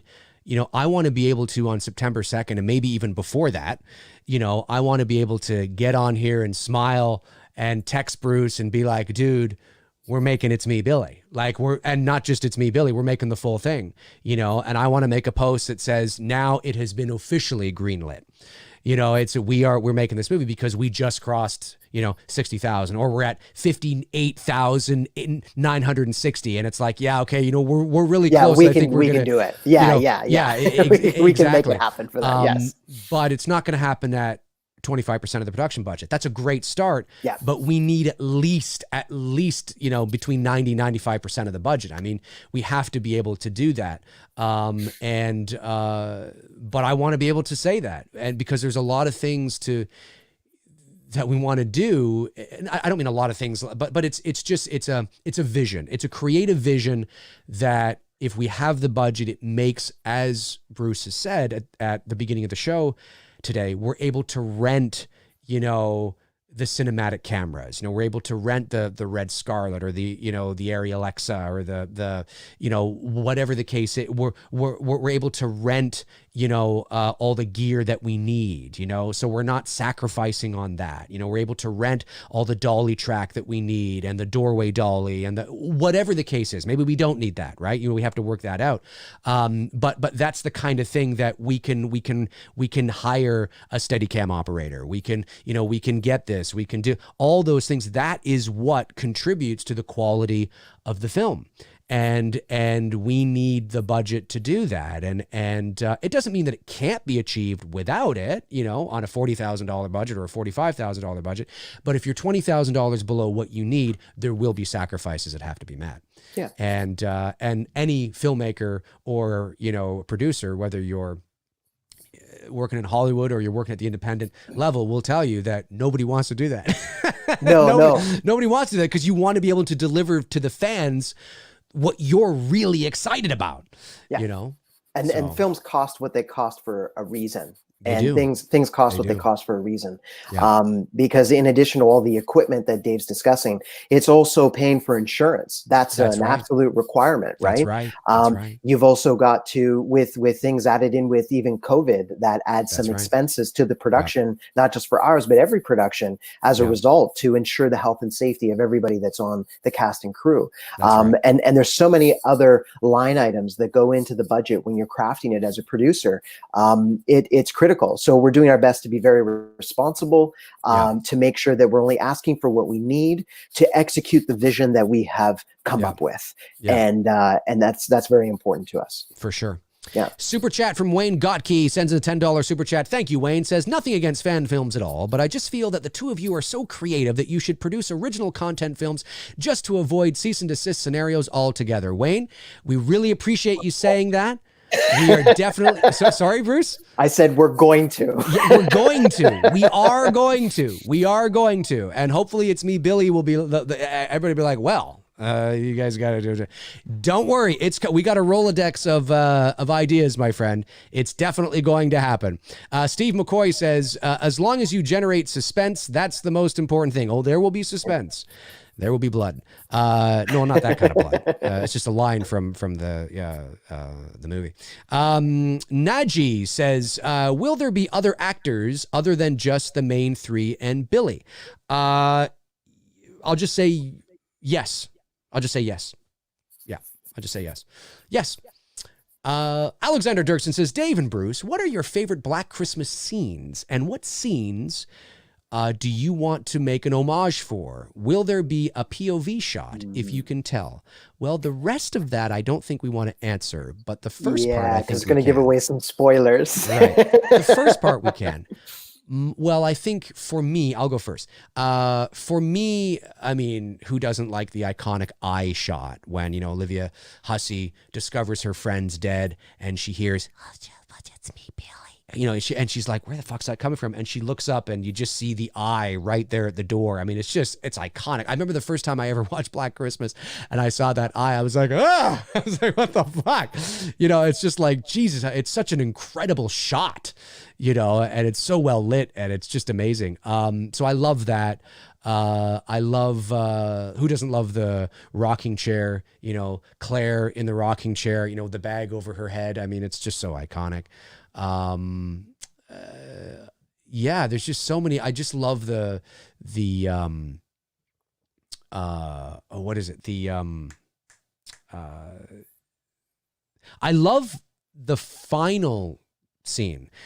I mean, who doesn't? But when Jess is unconscious, she's in bed, recovering, everybody thinks that Peter is the killer, and so the cops leave and the doctors leave and the camera just sort of backs out of the room. I guess this would have been, what's his face that was shooting this, backs out of the room and just sort of tracks down the hall past a picture and this way. And it kind of just, tilts up to the attic and the phone begins to ring and the camera's outside and there's no music. It's just the phone ringing and that he's there and you can see Claire in the chair who's never been discovered. Claire hasn't been discovered. She died at the beginning of the movie. No one's found Claire or the house mother either. And they're up in the attic and you just see her there by the window, just like this. It's just, and there go the credits, and the phone is just ringing. It's just so eerie. It's just, like I've said before, even though we're doing a sequel unofficially, it's a movie that it really doesn't need a sequel. It's such an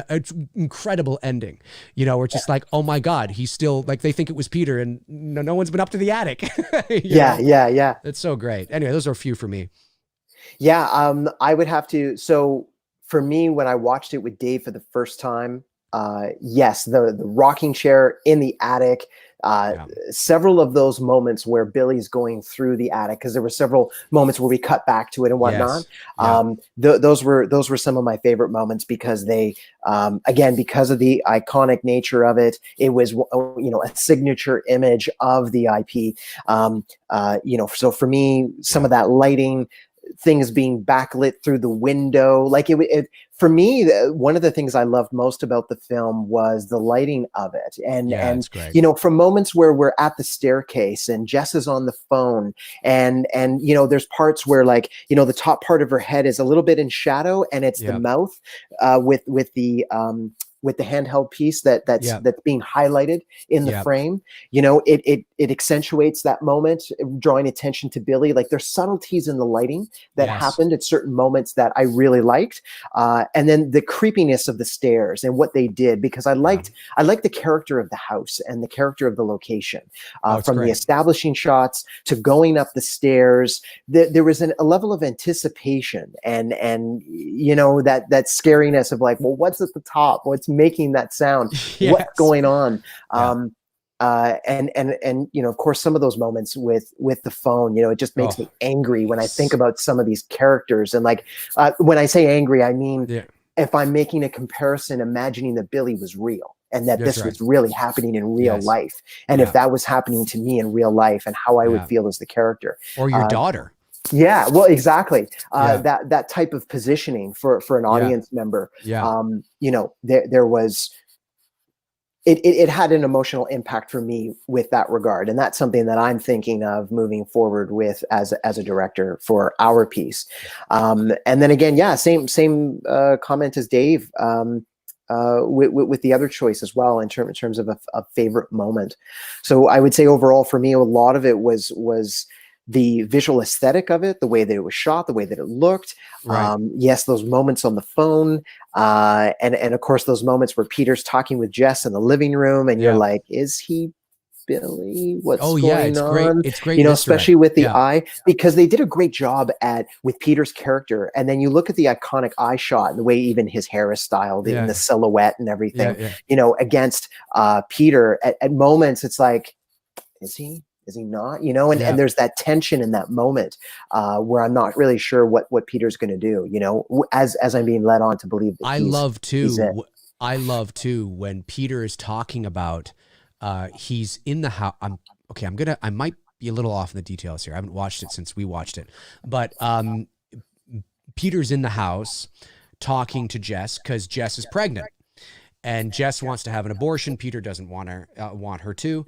And they're talking about that. And Peter leaves. And then one of the obscene... Now, I think Peter's the only one that knows, or Jess is the only one that knows. Peter's the only one... Like, it was a private conversation in the house. There was nobody there.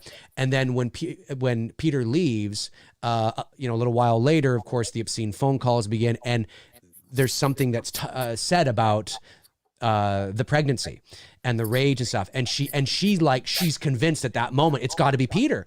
Who else would it be? Because she doesn't know that Billy was obviously hearing the conversation from, you know, the attic, because she doesn't know there's a killer up there.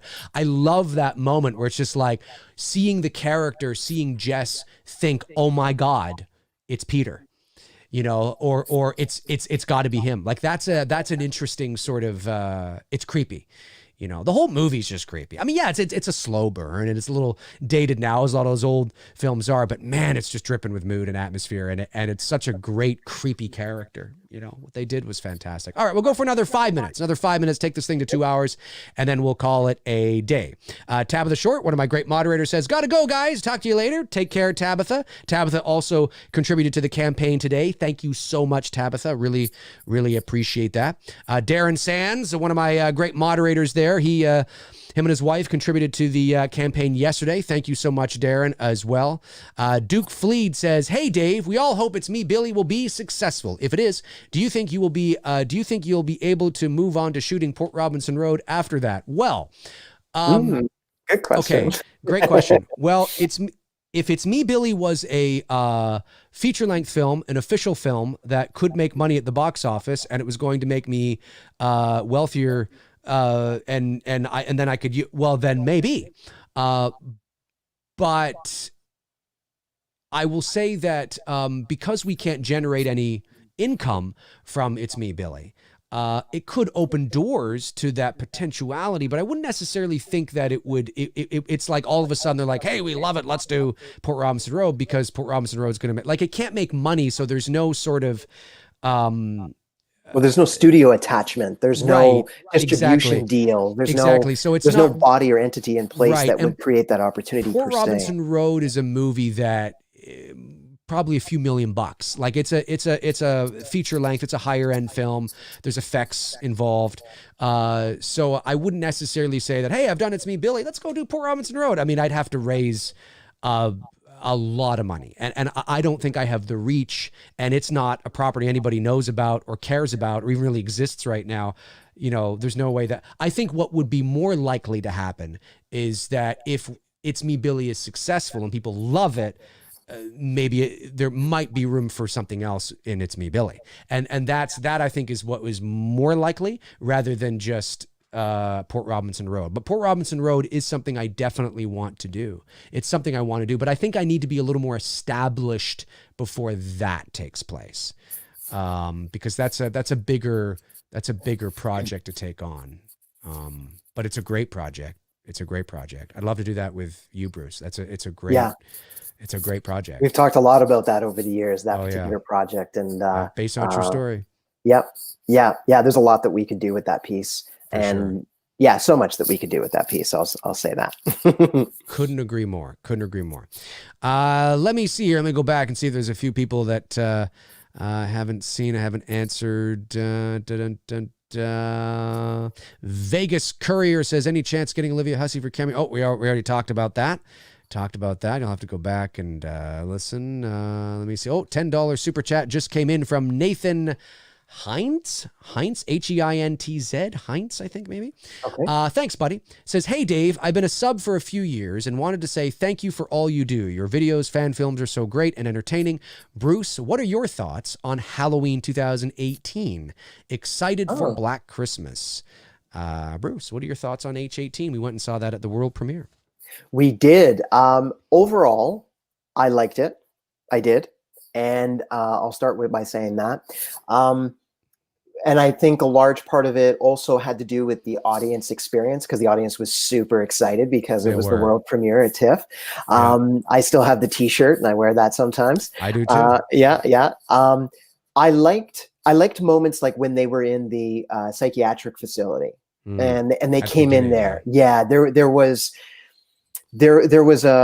something about it, the tone that they took when they were directing it, and then the way that they kind of put it together, that I like that side. It was sort of a fresh edge to the way that they were depicting the world of Michael Myers. And that piece I liked.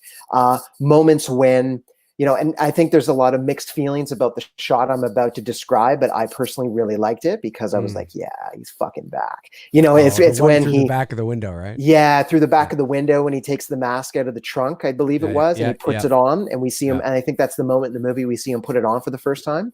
I really liked that moment because I like a great moment. I just wish it was at night. Right.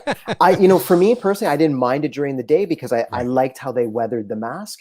I like how they treated it and what they did to it to change it. I'm glad it wasn't the same.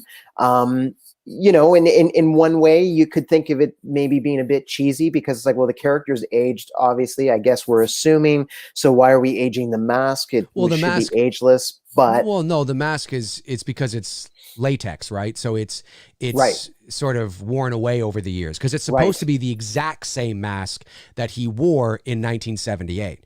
So over the years, the latex mask, it began to fall apart, and that's why it looks the way it does. Yeah. Right. For me, visually, I had interpreted when I look at the 2018 mask, a sense of age had overcome. So I think symbolically, it probably is that you could look at it that way. Yeah. And I really picked up on that. I definitely picked up on that.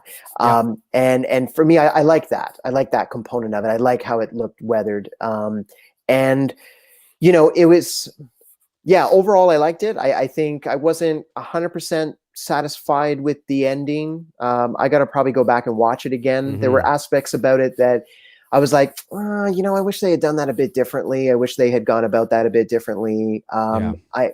I understood I understood the choices, why they made the choices.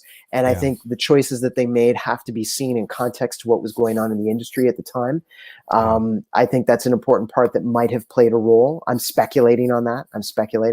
But you have to remember that entertainment and the media art, generally speaking, is often or can be a reflection of real life, and real life a reflection of media entertainment. Please don't take that literally in the context of horror films. But often sometimes, like even say with Jordan Peele's work, he puts, his work is a metaphor in a lot of ways. Certainly in my interpretation, some of the things I've read, but certainly my interpretation, just watching his work can be a metaphor for, what people go through. That's right. Oh yeah, for sure. And the experience. So it's, and he's a great filmmaker in the sense of, I really like his work and what he's doing with the genre and where he's going with it in many regards. But Right. overall, I liked Halloween 2018. I'll definitely go see the next one when it's released. And I want to go see that with you, Dave. And he's a fun character to watch. I just enjoy watching Michael Myers. He's Who doesn't want to watch somebody who doesn't speak kill a bunch of bitches? Wait, that's Jason Voorhees. It's but it was also fun to make just a joke. You know how there's always just a joke, and it was fun to make the fan films too, because he's a fun character to play on camera and to play around with and to make a movie about. Like he was. Yeah, he's fun. For sure. Well, listen, folks, that is going to do it for us here on episode 76 of McRae Live. I'm going to, in a moment here, switch over to my Patreon card that'll pop up and show all my Patreon supporters. And when that happens, Bruce, you probably won't hear me for a second, but when we shut off the live feed, I'll come back and start talking to you. So awesome. That'll run for about 30 seconds or so. But Bruce, thank you for coming on, man. I really appreciate this. You're the brother from another mother. You know, I've known you for nearly 30 years. I love having you on the show. Love talking about It's Me, Billy. Love talking movies. And I am so excited to be doing this. Again, even though it's not official, it feels like we are in some ways creating something that is authentic to the brand. And it's nothing but love. Like it's nothing but love. It's not to impede on anything. You know, we're not making money off of this. You know, it's just two Canadian filmmakers paying tribute to one of the most famous Canadian films, not just horror films, one of the most famous Canadian films ever made that just so happens to be a horror cult classic on a global scale. So again, thank you for coming on, talking It's Me, Billy, helping to pump it up, to talk to you guys. Any last things you want to say here before we call it a day? Yeah, well, thank you for having me on. 100%. I really enjoy this every time that I come on. I love engaging with the fans, and I love, you know, all the questions and the chats. Really great questions, by the way. So thank you for all of that. For sure. And it's always been a real positive experience. So I love it. And I love sharing. I love all the same things, talking about the movies and going through everything, talking about the project. It's exciting for me. So I love this. So, and I just want to say thank you again to all the people that have donated, all the different levels, all the different tiers. Shout out to the associate producers now on board. Thank you. Thank you very much, everyone. And thank you again for the publicity coverage with the different online spaces and the continuation of support and love. We really appreciate it. So thank you. Thank you, man. We do. I couldn't have said it better myself, and I'll continue to say it, but I won't say it now because he just said it. All right. That's going to do it for me. I will be back. Everyone. I'll be back either... well, you never know. Like I said, I might have a standalone video, but I'll definitely be back Thursday morning, 11 o'clock a.m. Eastern Standard Time for episode 77 of McRae Live. So thanks to everybody. Thanks to my moderators, Frank Riker, Tabitha Short, Darren Sands, Jason Nike. You guys are amazing, keeping the chat room going. Thank you to all the super chats that came in. Really, really appreciate it. To the non-super chats, of course. Again, if we didn't get to your questions, it's never personal. There was a lot of people chatting and watching, and always pipe in and ask next time, because I may see it and answer it. You never know. And go to the Indiegogo campaign. The link is in the description. Go there, donate, pick a perk, pick a tier. Let's help bring Billy back. You can make it possible. You can make it a reality to help Bruce and I bring Billy back, because that is what we are trying to do. So in the meantime and in between time, I will talk to you guys soon. Alrighty. Cheers.